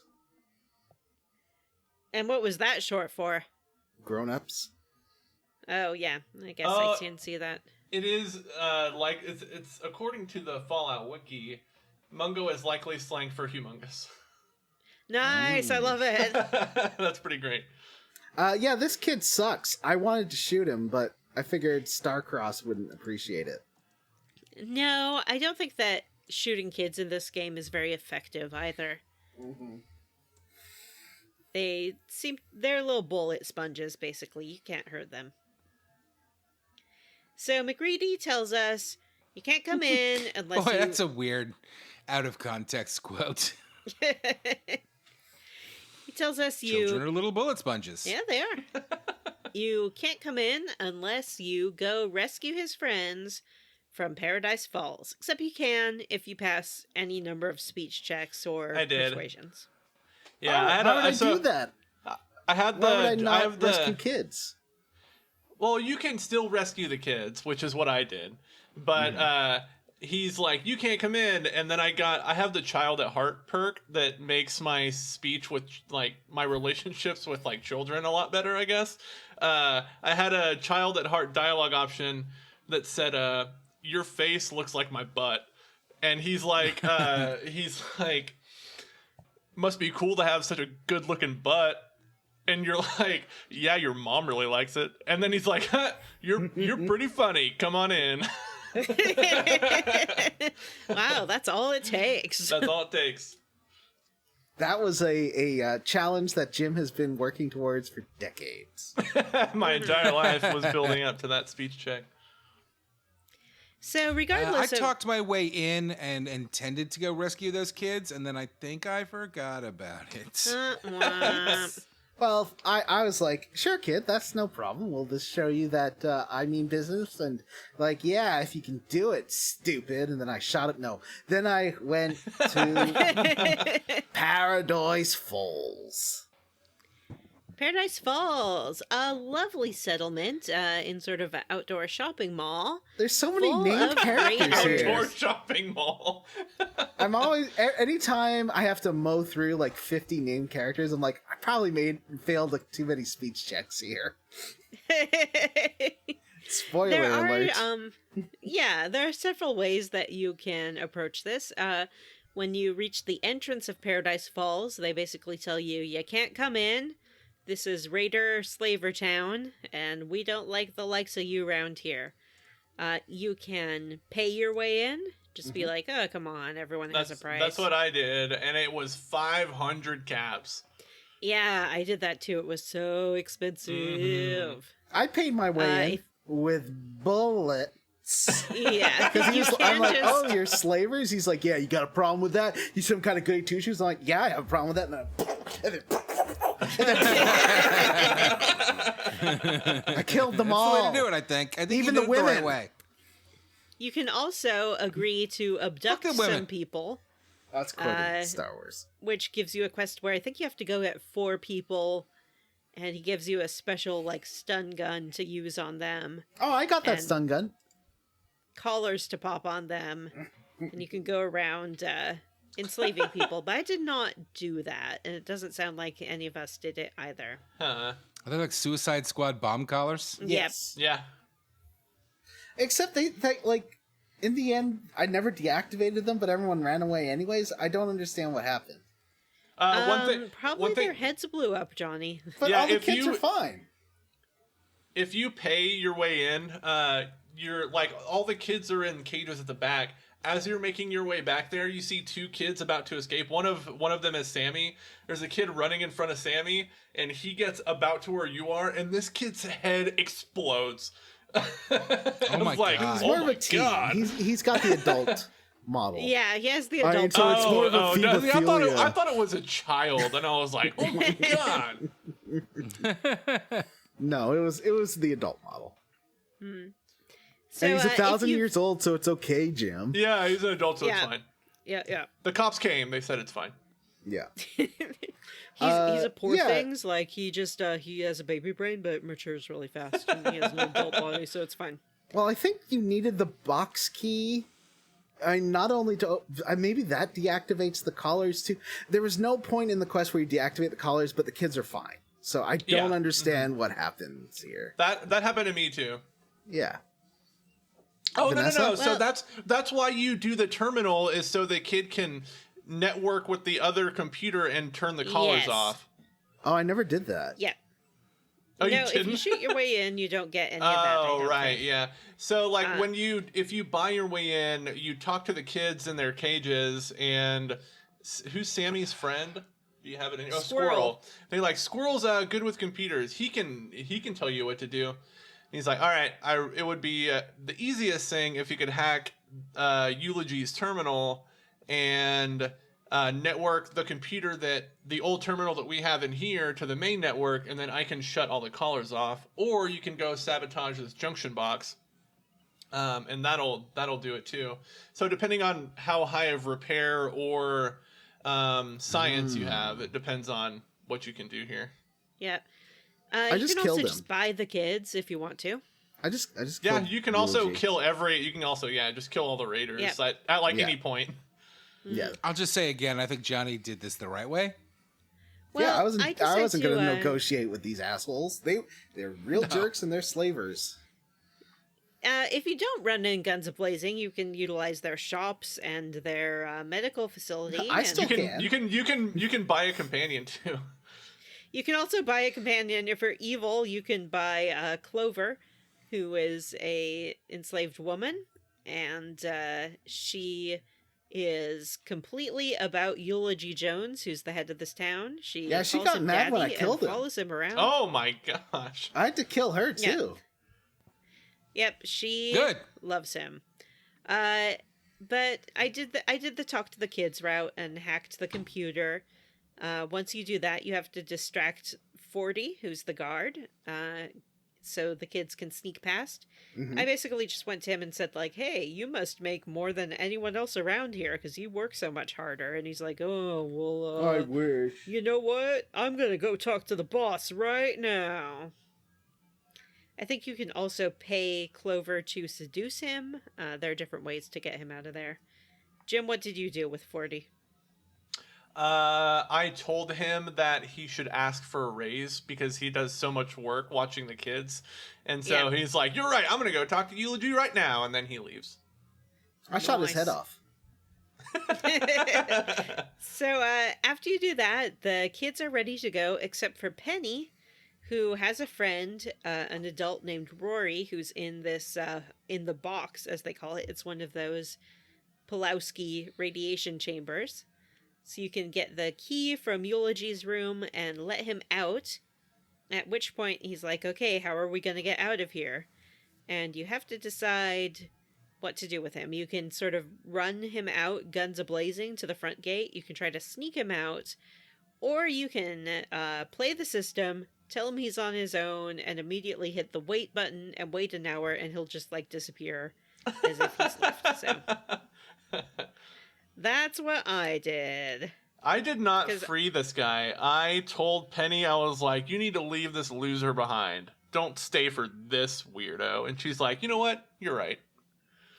If you let him out and he makes it out successfully, he goes to Megaton and hangs out in the bar, but his only dialogue is like, they don't like it when I talk to customers. So he doesn't, I don't think he's really scripted to survive. I went back to that one bar and killed the, what's the Irish guy who runs the bar?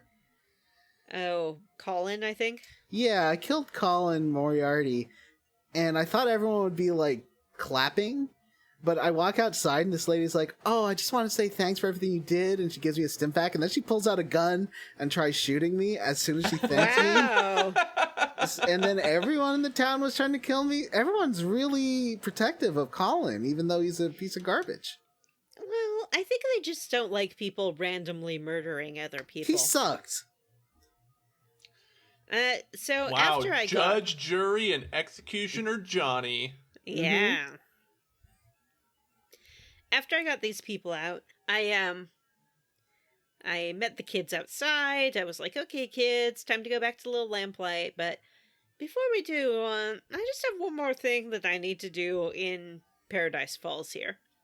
So I headed back inside. I looked around at all the people I'd met, like Crimson and Clover and Eulogy Jones and 40. There's a couple other named characters. And I was just like, I think I'm gonna kill you all. And I did kill everyone in Paradise Falls. Nice. If you do that, you get Eulogy Jones' special suit.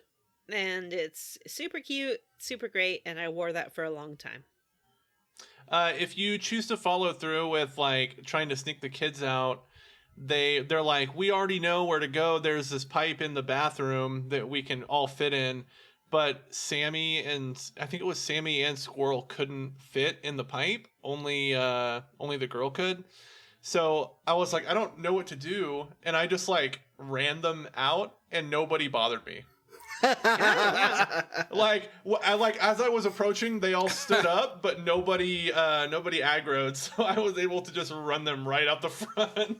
Oh, maybe they assumed you'd bought them or something like that. Yeah, maybe.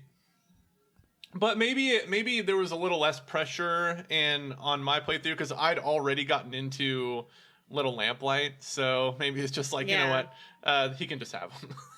It's fine. Yeah. There are some adults as well. You can open their cage and sort of tell them that they're free to go.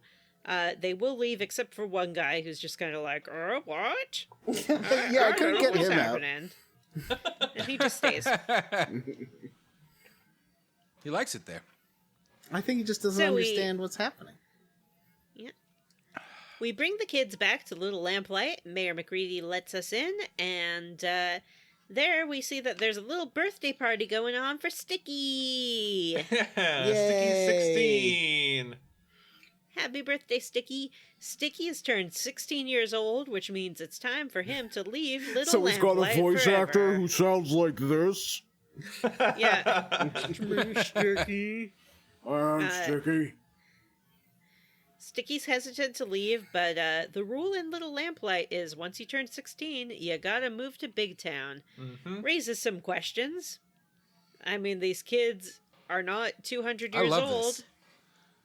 They didn't survive the apocalypse. They're coming from somewhere. This is how society should be. You send your children to a fucking cave in the ground until they turn 16. I don't think they were sent there, Matt. I believe that they were born in Little Lamplight to young teen parents, and then the teen parents go to Big Town. Oh, that's weird. Because you can talk to some of the kids, and they'll talk about being big sisters to the babies and things like that. Are you bursting my bubble? All right, I'm living in a nice fantasy here where I can send my children to a cave in the ground. They'd probably love it.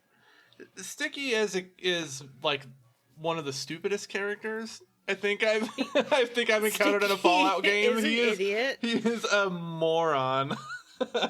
He does wear a little birthday party hat, so that's d- fun. He does. So he's like, will you please escort me to Big Town? My girlfriend is there, and because he's like, will you take me to Big Town? And I was like, yeah, if you give me some money. And he's like, I don't have any Jeez. money, but my girlfriend does, and she's at Big Town, and she has more caps than you can count. And I was like, okay, Sure.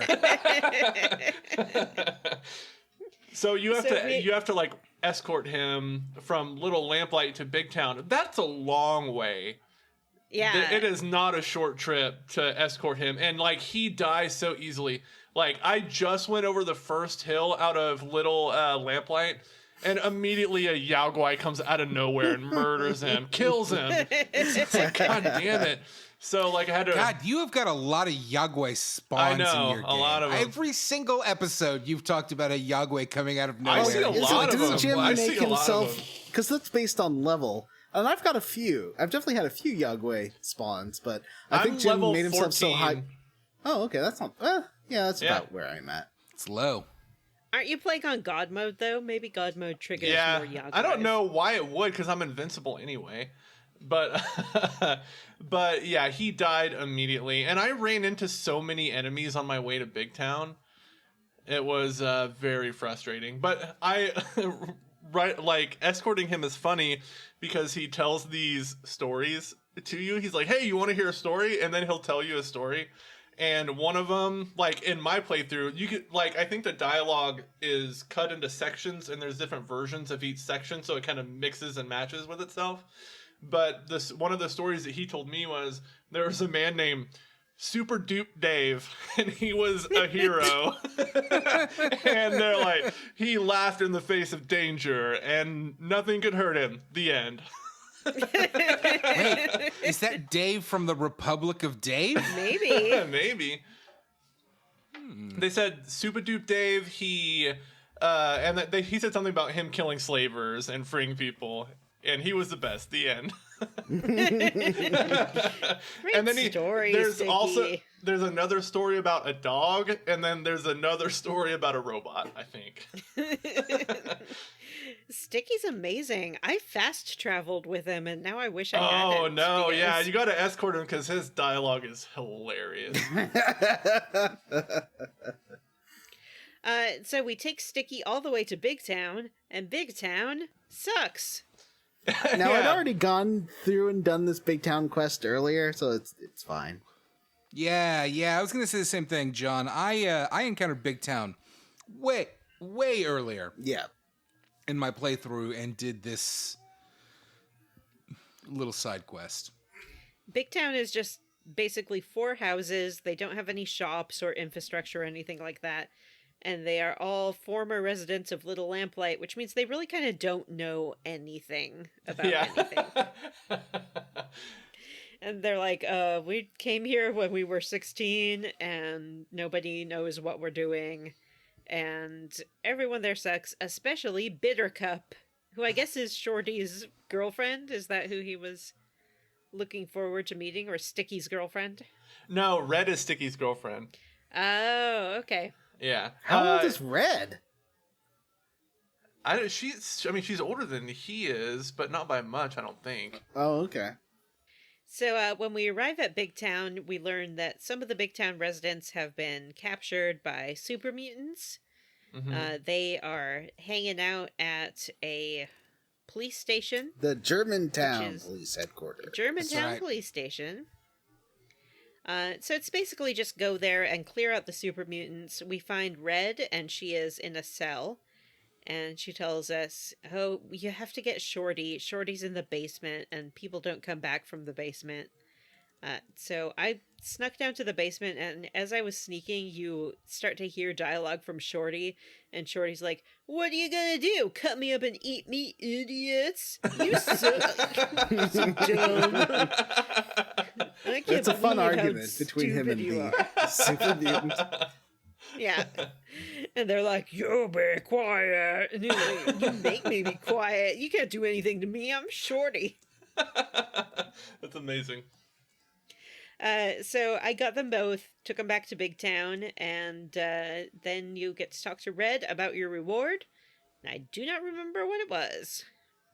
For me, it's going to be Caps. I haven't completed this quest yet, but it's definitely going to be Caps for escorting She has Sticky. more caps than anyone. I know. More caps than you can count. I love that when you... So if you... I'm not sure if you got this, Vanessa, but when you get to Big Town with Sticky, he's like, thanks for bringing me here. Here you go. And he gives you his birthday hat.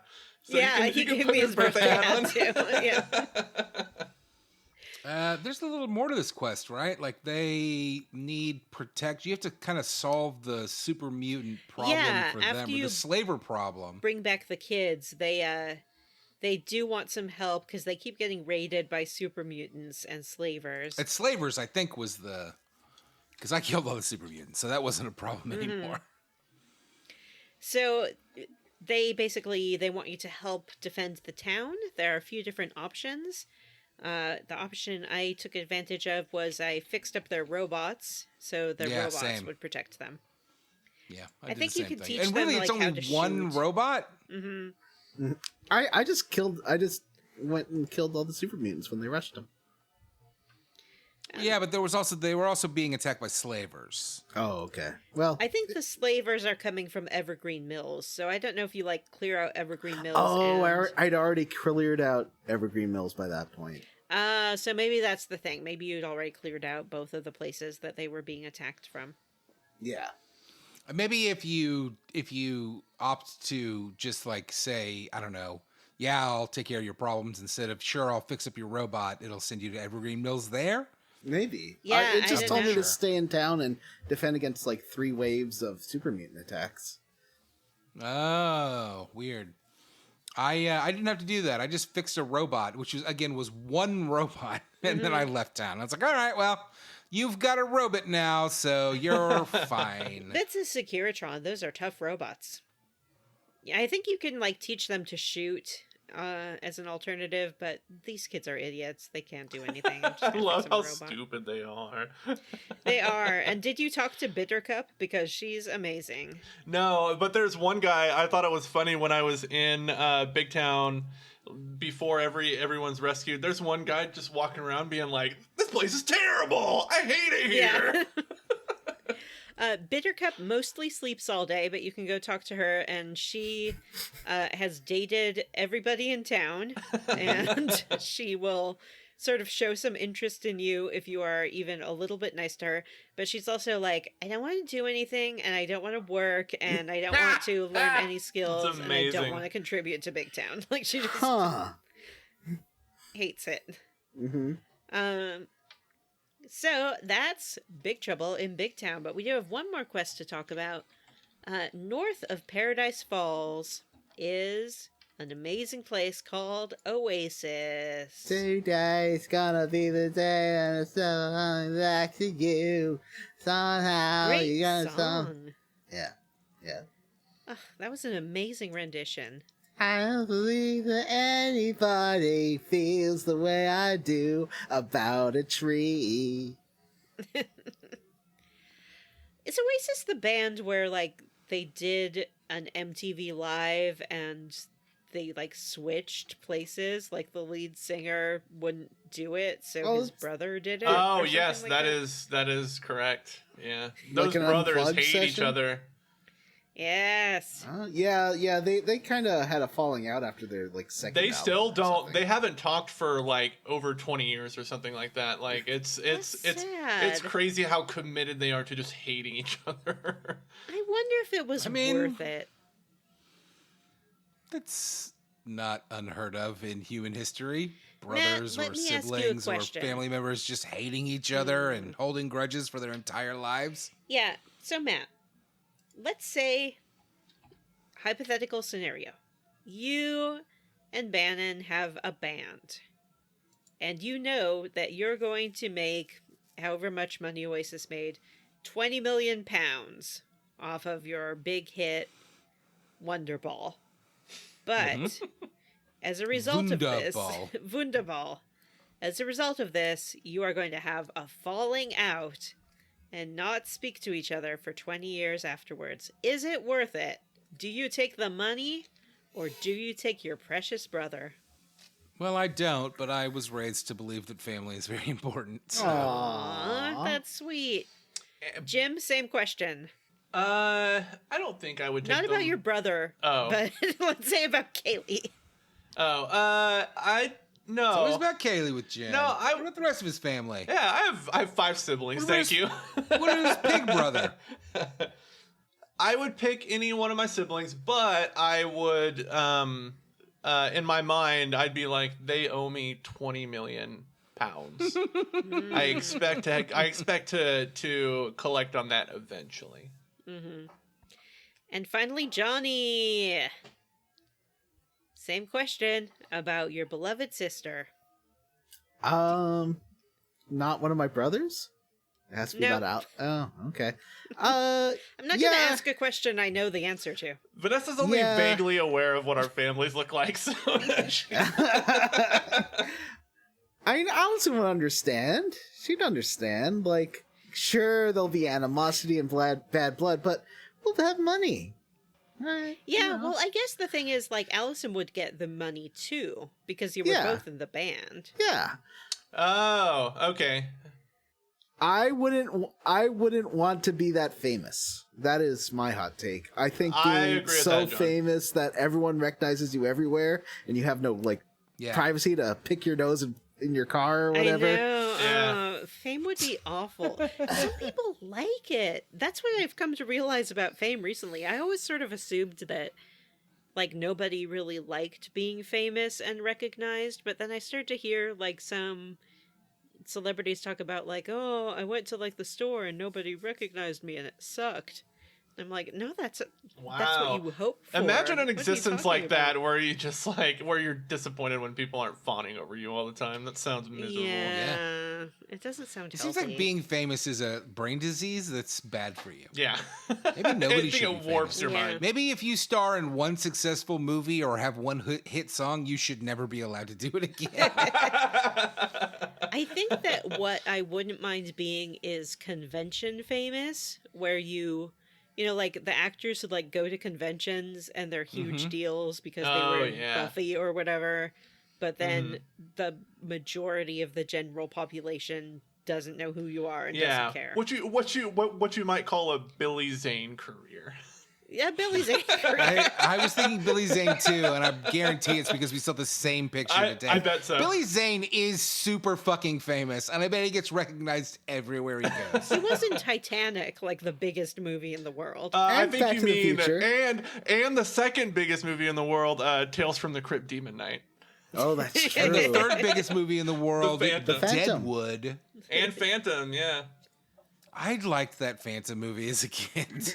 that costume looks stupid. Well, every costume looks stupid in the 90s. True. Yes. True. I watched, I should have added it in my level up. I watched Batman Forever with Connor over the weekend. Oh, yeah, just you as said you were watching that. Here's a dumb thing I can put on. He knows who Jim Carrey is. I was like, oh, Jim Carrey's in this. Like, and we had just watched Tombstone last weekend, so I was like, and your favorite character from Tombstone, Doc Holliday, is Batman. So let's watch this. And I was like, let's just put it on for a few minutes. And then we watched the whole fucking movie. He loved it. It was pretty fun. Yeah, you were talking about how he liked it, but I think when I first saw it, I was probably around his age, and I liked it okay. Like, I recognized it. I liked it okay as a kid. Yeah. It wasn't as good as Batman Returns, but it's fun. But it's fine, yeah. Jim carries it up, and Tommy Lee Jones is good in that movie. He's terrible. I think he's good. He's not good. I think he's good. I promise you he's not. Watch it tonight, and I promise you he will go, nope, this is bad. Well, it's a very cartoony... Drew Barrymore is one of Tommy Lee Jones's girlfriends, which is weird. Yeah. That was very weird because it's such a short scene. I guess it must be... No, it's not. She's in multiple scenes. Oh, She hangs around throughout the rest of the movie. She went through a pretty rough time in the 90s. Do you remember when she, like, flashed David Letterman and nobody liked it? Yeah, remember when she married Tom Green? Oh, yeah. Oh, my God, did she? Yeah, she married Tom. They were married for, like, a year. Yeah. This is my That's about as long as I can wedding imagine being associated with Yeah. Tom Green in real life before I was like, okay, I'll kill you if you ever talk to That's me. why Tom Green has that really weird cameo in the first Charlie's Angels movie. It's because they were married when she was filming that. The way. No, that's not fair. I'm not going to say it. I was going to start equating I think you should leave guy with Tom Green. but Oh no, that is insulting. Uh-uh. I think you should No. leave guy as like creating art and putting it into the world. I don't even remember Yes. what Tom Green did. He was like early, it was like almost Prank. pre-Jackass, It was- where it was like, I'm just going to be the worst person imaginable and film people's reactions. Yeah, he was like really. He pranked his Pre-Borat. parents Borat a lot. before Borat. I remember one episode where he painted two women, like two lesbians having sex onto his parents' car, like the car that Oh, his yeah. dad drives Oh, like yeah. to work, and then like filmed his parents freaking out about it. Yeah, I guess I do sort of remember that. He'd be huge on like TikTok now. They have all those like wife prank channels, like Yeah. That spouses sounds pranking each other. terrible. I see some of those and I'm I like, would- imagine just living in fear of your Living partner this. creating a Yeah. trying to scare you for TikTok views. That sounds like a nightmare. Imagine your partner humiliating you in front of millions of people on a regular basis. Yeah.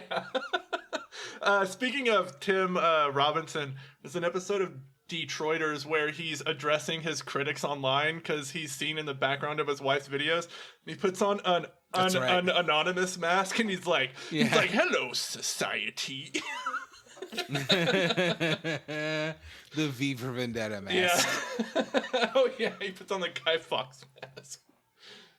So, Oasis.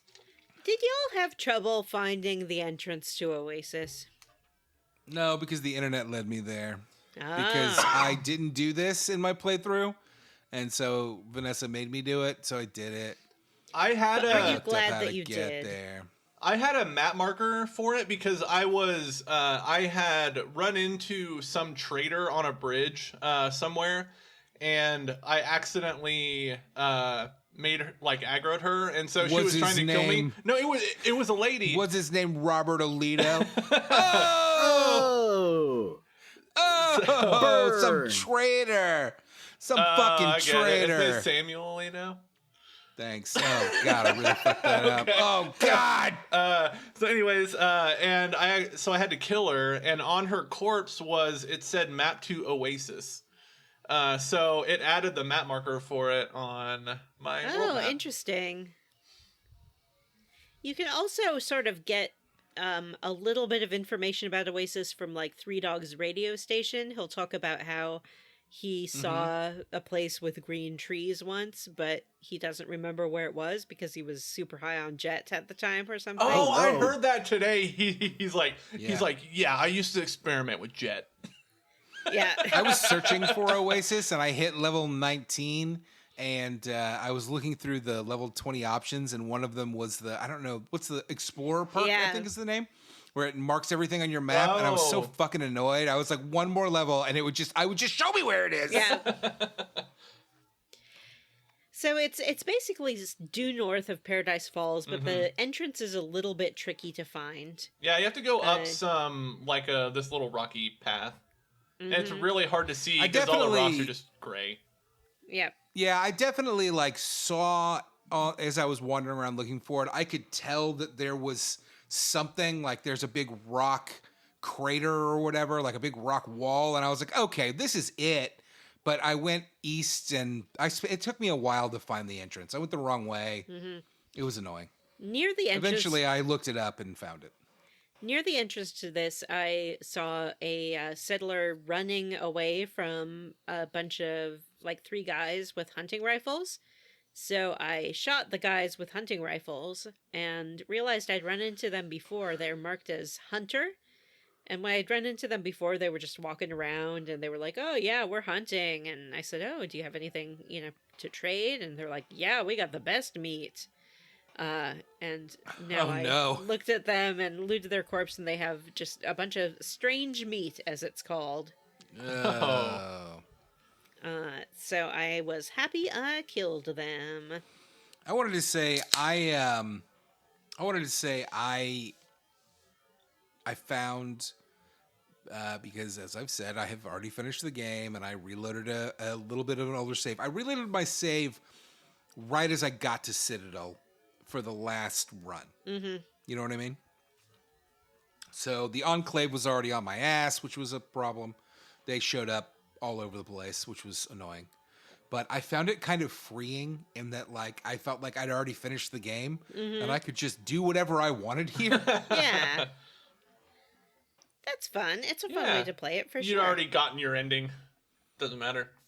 Mm-hmm. Yeah, so I definitely was more violent and mean than I usually am, than I usually was. So I was like, I don't care about this. Like, just shut up. Tell me what to do. So we head on into, near the entrance to Oasis, there's a couple of green bushes. And there's people who are like, oh, we knew you were coming, outsider. We expected you. Please come in. They let you into Oasis, and it's full of beautiful green trees, you guys. Whoa. Yay! As you approach Oasis, it's like a long, narrow tunnel up the mountain, or like shaft up the mountain. And you actually, as you approach it, you'll notice that there's a lot of greenery around. No trees, but like green grass and stuff. And that's when I finally realized, like, oh, I figured it out. Like, I found it. Mm-hmm. I mean, I didn't figure it out. I Googled it. But like, I was like, oh, okay, this must be it, because this, like, I'm going to a place called Oasis, and suddenly there's green grass. Yeah, the only instance of it in the game, which does make it a very striking difference, this area. When you get inside, they tell you, okay, you need to meet someone, but first you have to undertake the Tree Minders ceremony. Which Yeah, they drug you. They drug you. Yep. They stand in a circle. You have to drink the water of life and undergo spice agony to sap of life. Well, yeah, water of life. Yeah. Everyone is sort of dressed in like brown robes. They all have nature-inspired names. They gather around. They all have branches like glued to their clothes, Yeah. which I thought was very silly. Yeah. They all wear cool hoods. I kept looking at them like, how is that branch attached to you? And all I could come up with is super glue, wonder glue. Wonder glue. It must be wonder glue. What a waste of resources. You drink, you pass out, and you wake up and find yourself at the feet of Harold. This guy, you could tell they spent a lot of time on this character model because it looks super cool. Mm-hmm. Yeah, it's good.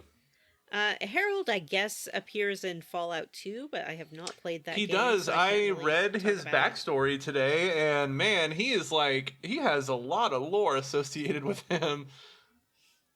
He was like, he knew the Master before the Master became the Master, and he was exposed to the forced evolutionary virus, which you get a little bit of in this game.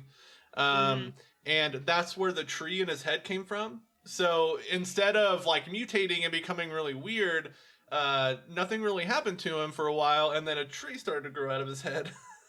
And then that's how he became what he is now. What he is now, which is a big, beautiful tree. Oh, that's But also, nice. like, there's a Beautiful. grotesque human face emanating from it. Yeah. There's a half skull sticking out that talks to you. It's Yeah. quite terrifying. Jim, did this remind you, and I won't say of what film, it reminds me of a film. Does it remind you of a film?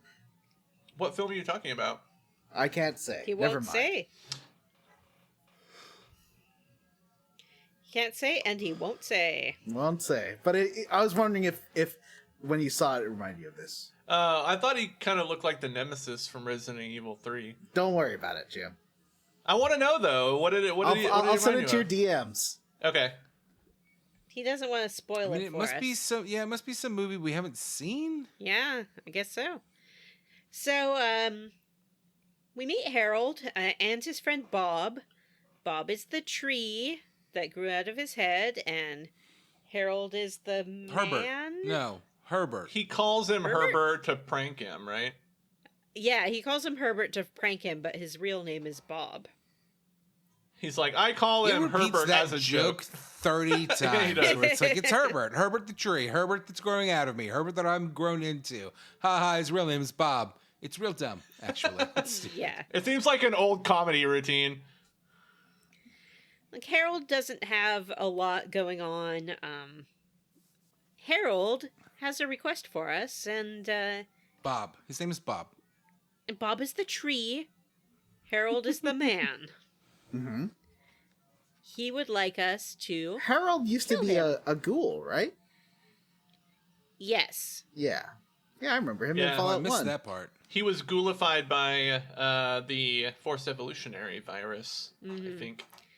And then I think That the makes tree more sense. seed kind of landed in his rotty flesh and grew out of his head. Oh, okay.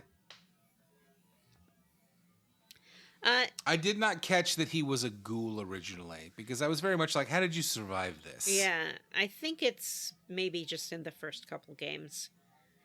I think in the second one, like in the first one, maybe he's just a ghoul. In the second one, he has a little sapling growing out of his head. Oh, really? Yeah, Then- yeah. and the third one He he was says. exposed to the same virus that the super mutants that created the super Yeah. mutants, but he just mutated differently. Yep. So he would like us to basically chop him down, mulch him up. He is tired of being a tree man. He can't go anywhere. He can't do anything. He says he can't sleep, so he's kind of awake all the time. And the people in Oasis worship him, but they don't really listen to him. He says they kind of take his words and then manipulate them to be whatever it is they want them to say. Like the Bible. Oh, weird. Something like that would never happen in real life. Yeah. So he asks us to kill him by going down to where his roots are, because he thinks his heart has sort of migrated down there. Yeah, he says the tree's Yeah. roots have carried off his organs into different places. Oh, God, Yeah. that's gnarly. Yeah, it's disturbing. I like this. So though. I after- love this as a piece of writing and Yeah. just a cool story moment. Mm-hmm. So after this request, you sort of head out and you can run into Mother Laurel, who says, hey, Laurel. please don't kill the tree. Instead of using the poison on the heart to kill it, use this growth hormone, and make him grow even faster. That sounds cruel. Well, it's not just Mother Laurel. There's I think you skipped something here, which is that it's Brother Tree Finder or Father Tree Father Birch. Tree Birch. Father Father Tree Birch also wants you to do so. Harold wants you to destroy his heart. Right. Yeah. Like, it's not complicated. He just wants you to shoot the heart, basically. And then Father Tree Birch wants you to do something else. Oh, he wants you to, stifle the growth because he wants Oasis to stay hidden. Yeah, that's right. And he's worried that if it continues to expand, then raiders are going to come and everyone's going to come. Yeah. And then Mother Laurel gives you the sapling you and is like the opposite to Father Tree Birch, where she's like, oh, well, do the opposite and make the heart grow. You get the Yeah. best. You get Or the make the best tree- rewards for siding with her. Actually, Just Sapling don't set You is him on actually fire. the name of the little girl. There's Yeah, one that's- little girl there, and you can sort of talk to her about Harold. Oh. And she was the one who sort of helped me make this decision because she talks about how she loves to go talk to Harold about her fears, and he's so comforting to her, and he's her friend, and Aw. she loves him. It's weird because he's a weird skull ghoul face poking out of a tree. You know what? It's the apocalypse. Lots of people are weird Well- skull ghoul faces. It's true. Yeah. So you have three options here: kill the tree, restrict the tree, or grow the tree. Yes. Or there's a secret fourth option: burn the Oh. tree down. Yeah, he doesn't want to be burnt. You can Yep. 100% burn him down. yeah. I didn't do that, though. Me either. That's That's awful. So you head down to the caves, and they're full of mirelurks. He Mirelurk said that Kings. Yeah, mirelurk kings too. And Mirelurk like assassins. There's a third one there that's crazy. Yeah. These are the things he says that he can feel tickle in his roots sometimes. And you basically just need to clear them out and make your way to the heart, where you make your decision. Let's start with Johnny. Johnny, what'd you do with this heart? I killed him, but I don't think it was the right thing to do. I don't know. Oh. What do you think, Vanessa? I killed him. Oh, Matt. I you killed go ahead. him, and I thought it was the right thing to do. Wow. And he wanted to die. He's begging for euthanasia. He wants to die. His existence is torture. That's what got me, is that like this dude's existence is a nightmare. And like it's cool that like the little girl really likes him, or that this guy wants him this and this lady wants him this, but at the end of the day, he's his own person and he desperately wants to die. Yeah. And he deserves it because the existence that he's living is a fucking nightmare. Yeah. This really creeped me out. It did. Like the thought of being stuck in one place and just having your body like peel away from you fucking grossed me out. So I never even like questioned it. When all these people were like, here's another thing you can do. Oh, nah, I think I'm going to kill this thing. I think I'm going to shoot the heart off and end this dude's misery. And that feels like the most like moral and ethical thing to do to me. How about you, Jim? What'd you do with that heart? I applied the U, Mother Laurel's U, and in order to accelerate his growth throughout the wasteland. I did this for a couple reasons. One, Fascist. I didn't think it was gonna be. I didn't think Harold was gonna mind. Because even though he was asking to be killed, he seems pretty good natured. Like he wishes his existence was different, but he seems I don't know. Doesn't seem like he's miserable. And two, Mother Birch tells you that Typically when people are begging you for death, that means that they're in a But, good like- place and they're very happy. But Mother Laurel also says that she thinks that he might be like the last hope for there ever to be like greenery again in the wasteland for like 100 years or something. That's why it feels a bit iffy killing him. Yeah, so I was like, that means more to me than what Harold is feeling. Man, it's like I'm watching an episode of 24. Like, yeah, it's fine to torture this person. We'll get the information we need, you know? That's all that matters. I made the same decision as Jim. I was a little misleading. It wasn't just the little girl.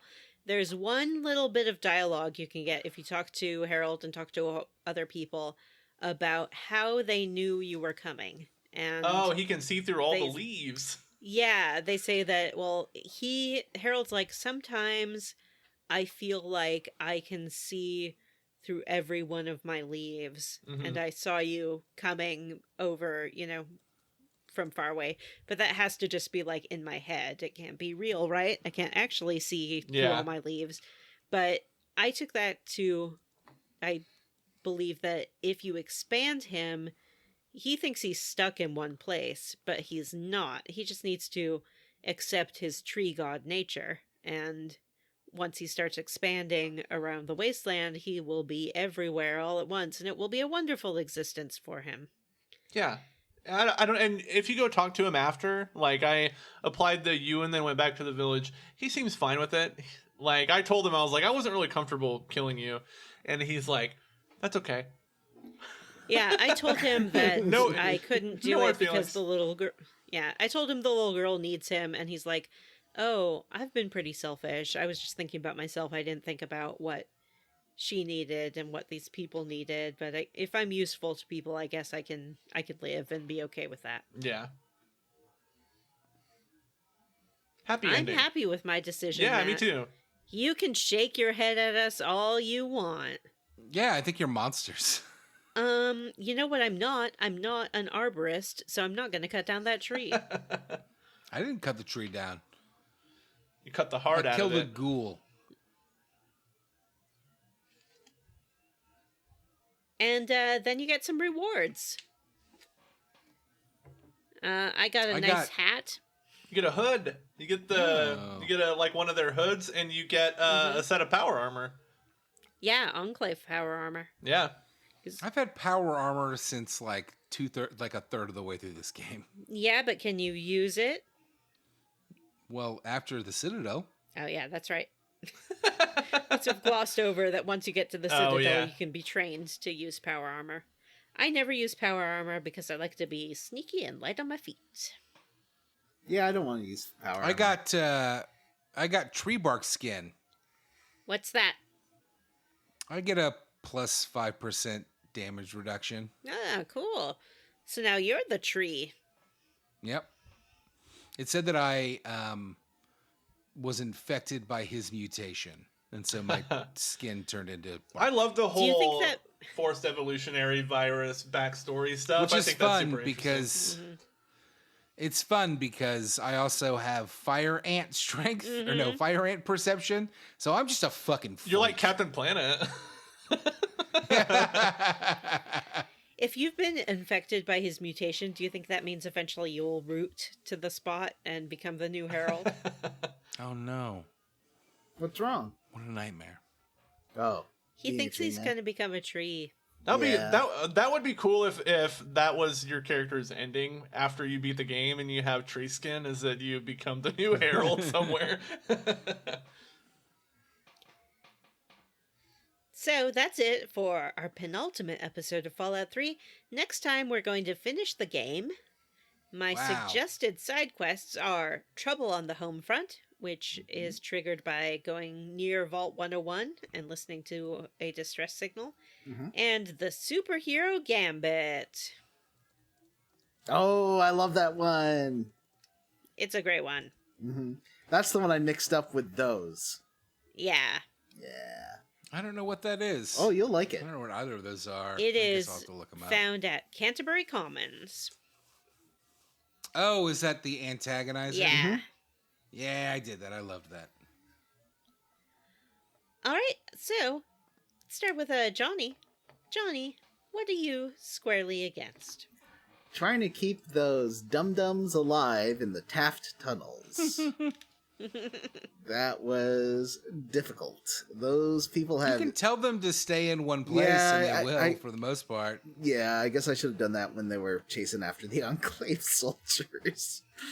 But at least he got a neat gun out of it. Yeah, what about you, Matt?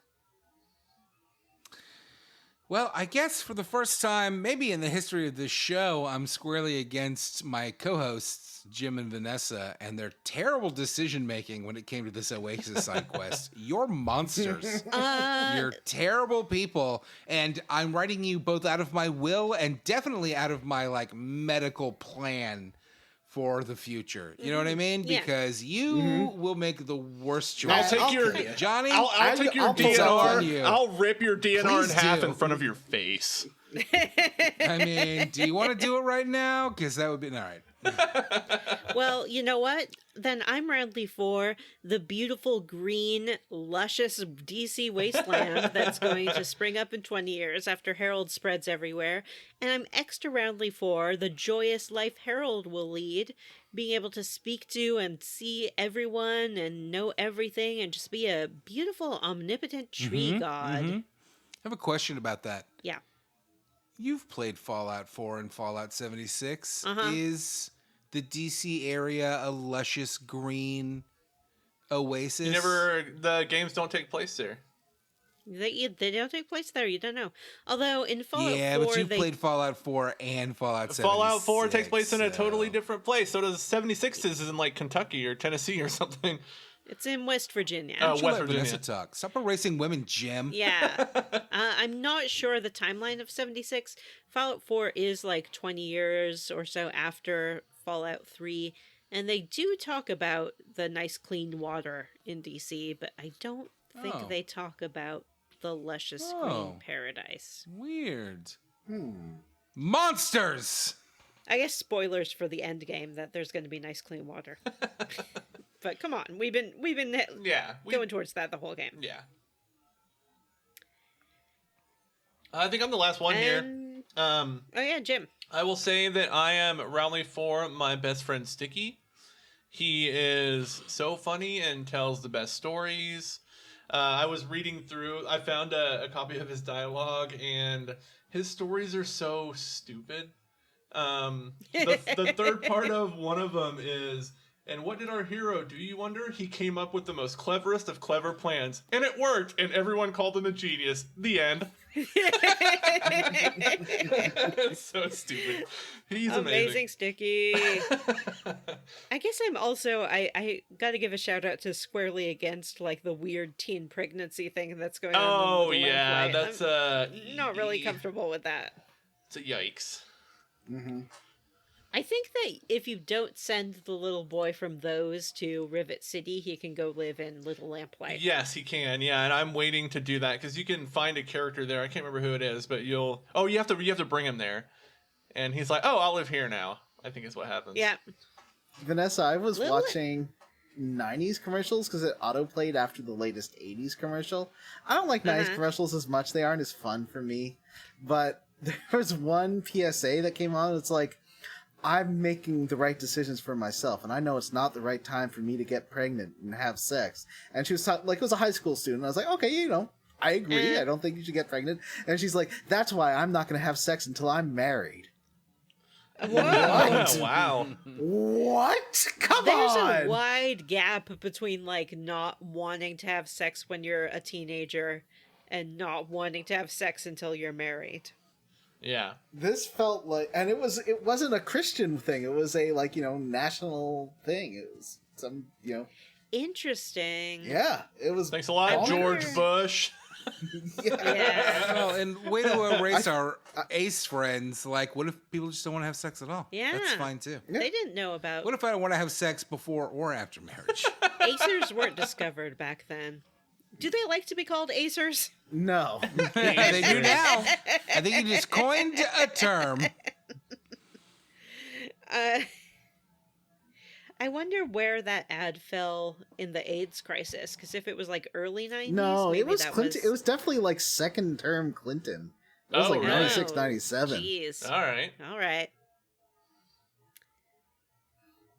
And Anyway. now that we've mentioned the AIDS crisis, it's time to move on. Yes. Emails. Have we got any, Johnny? I will read Ron's email. Okay, so for those of you who poo-poo Aerith's fighting style in Final Fantasy VII Rebirth, do you even have the right to call yourselves gamers? Wow. Ron is starting with violence. But really with Super aggro. her Radiant Ward is super fun and powerful, especially with quick casting. You hop around, then teleport back. It's so cool. Yeah, so who's in everyone's, like, rank to fight with? I would say Yuffie is great because she has that elemental damage that you can just do long distance.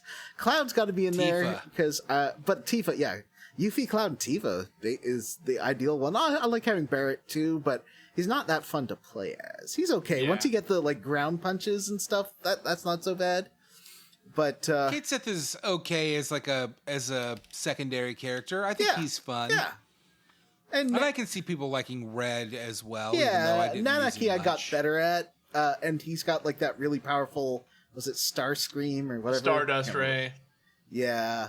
All right, so Ron's ranking is Yuffie, Tifa, Aerith, Nanaki, Barrett, Cloud, Ketchi. Wow. Catchy hater. Kate Sith.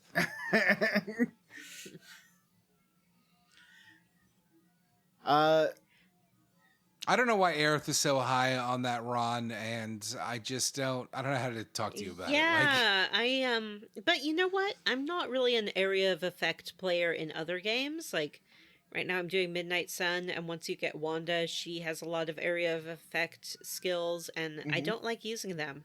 I just don't find them as fun or satisfying as, like, blasting people with my Iron Man fist. Ron's trying to platinum the game. He started replaying on hard mode. He's got most of the trophies for the Johnny stuff. The Chocobo gliding made him quit for 5 months and play Tales of Kinzara Zhao instead. That is a long break.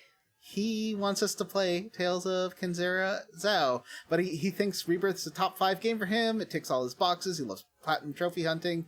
He likes the story and he likes watching lore videos about the story and the theories of what could happen next are getting all gooey inside. He thanks us for playing and doing our best. That's cool. That's a good. Thanks, Ron. That's a good feeling to find something that you're super into that you can get excited for. That's fun. That's me with Alan Wake. Tales game. I haven't heard of that Tales game. I assume it's not a Tales game. Yeah, I don't think I've heard of it either. Oh, yeah, you're right. That's not that's the like it's a Metroidvania, right?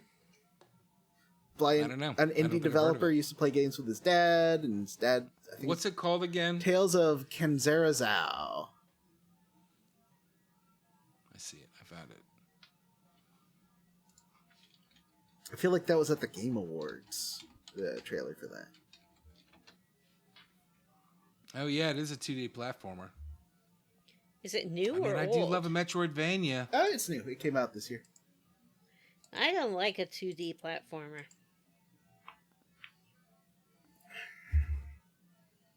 Anyway, thank you for the email, Ron. Thank We're you. sorry it Ron took Ron. us too long to get to it. Maybe not too long, just so long. Yeah. Oh, Jim. Ron also wants us to know the top 3 synergy animations. Yeah, I do. He says Aerith using Nanaki as a yo-yo is great. That is a very good one. That is There's some cool. really good ones with Ketchi and Cloud, I want to say. Where Ketchi's like spitting There's one yams. where you give the Moogle the Buster Sword, and you're riding on the Moogle's back, and it's like slashing with the Buster Sword. It's pretty great. Were there any that you really like, Vanessa? Probably, but I can't remember. Yeah, that was 2 games ago. That's too long. Yeah, it's too long. Jim, what's a Patreon? At patreon.com/squarerootspodcast, our listeners can sign up to consume all of our sweet, sweet bonus content.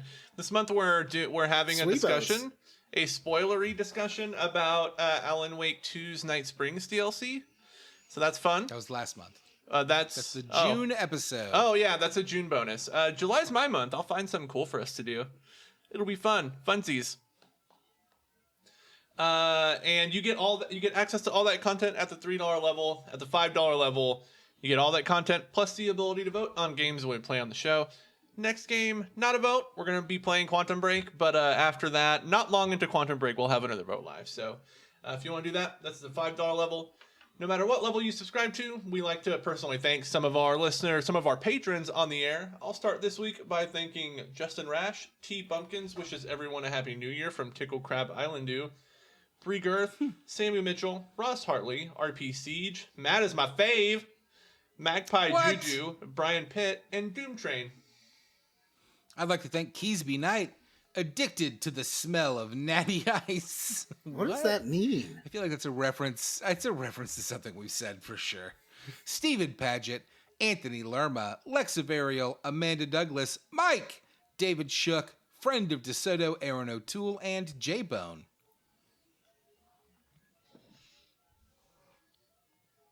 Johnny? And I'd Oh, like okay, I'm to sorry. I'm thank- pulling it up. I had it closed to log into the other email.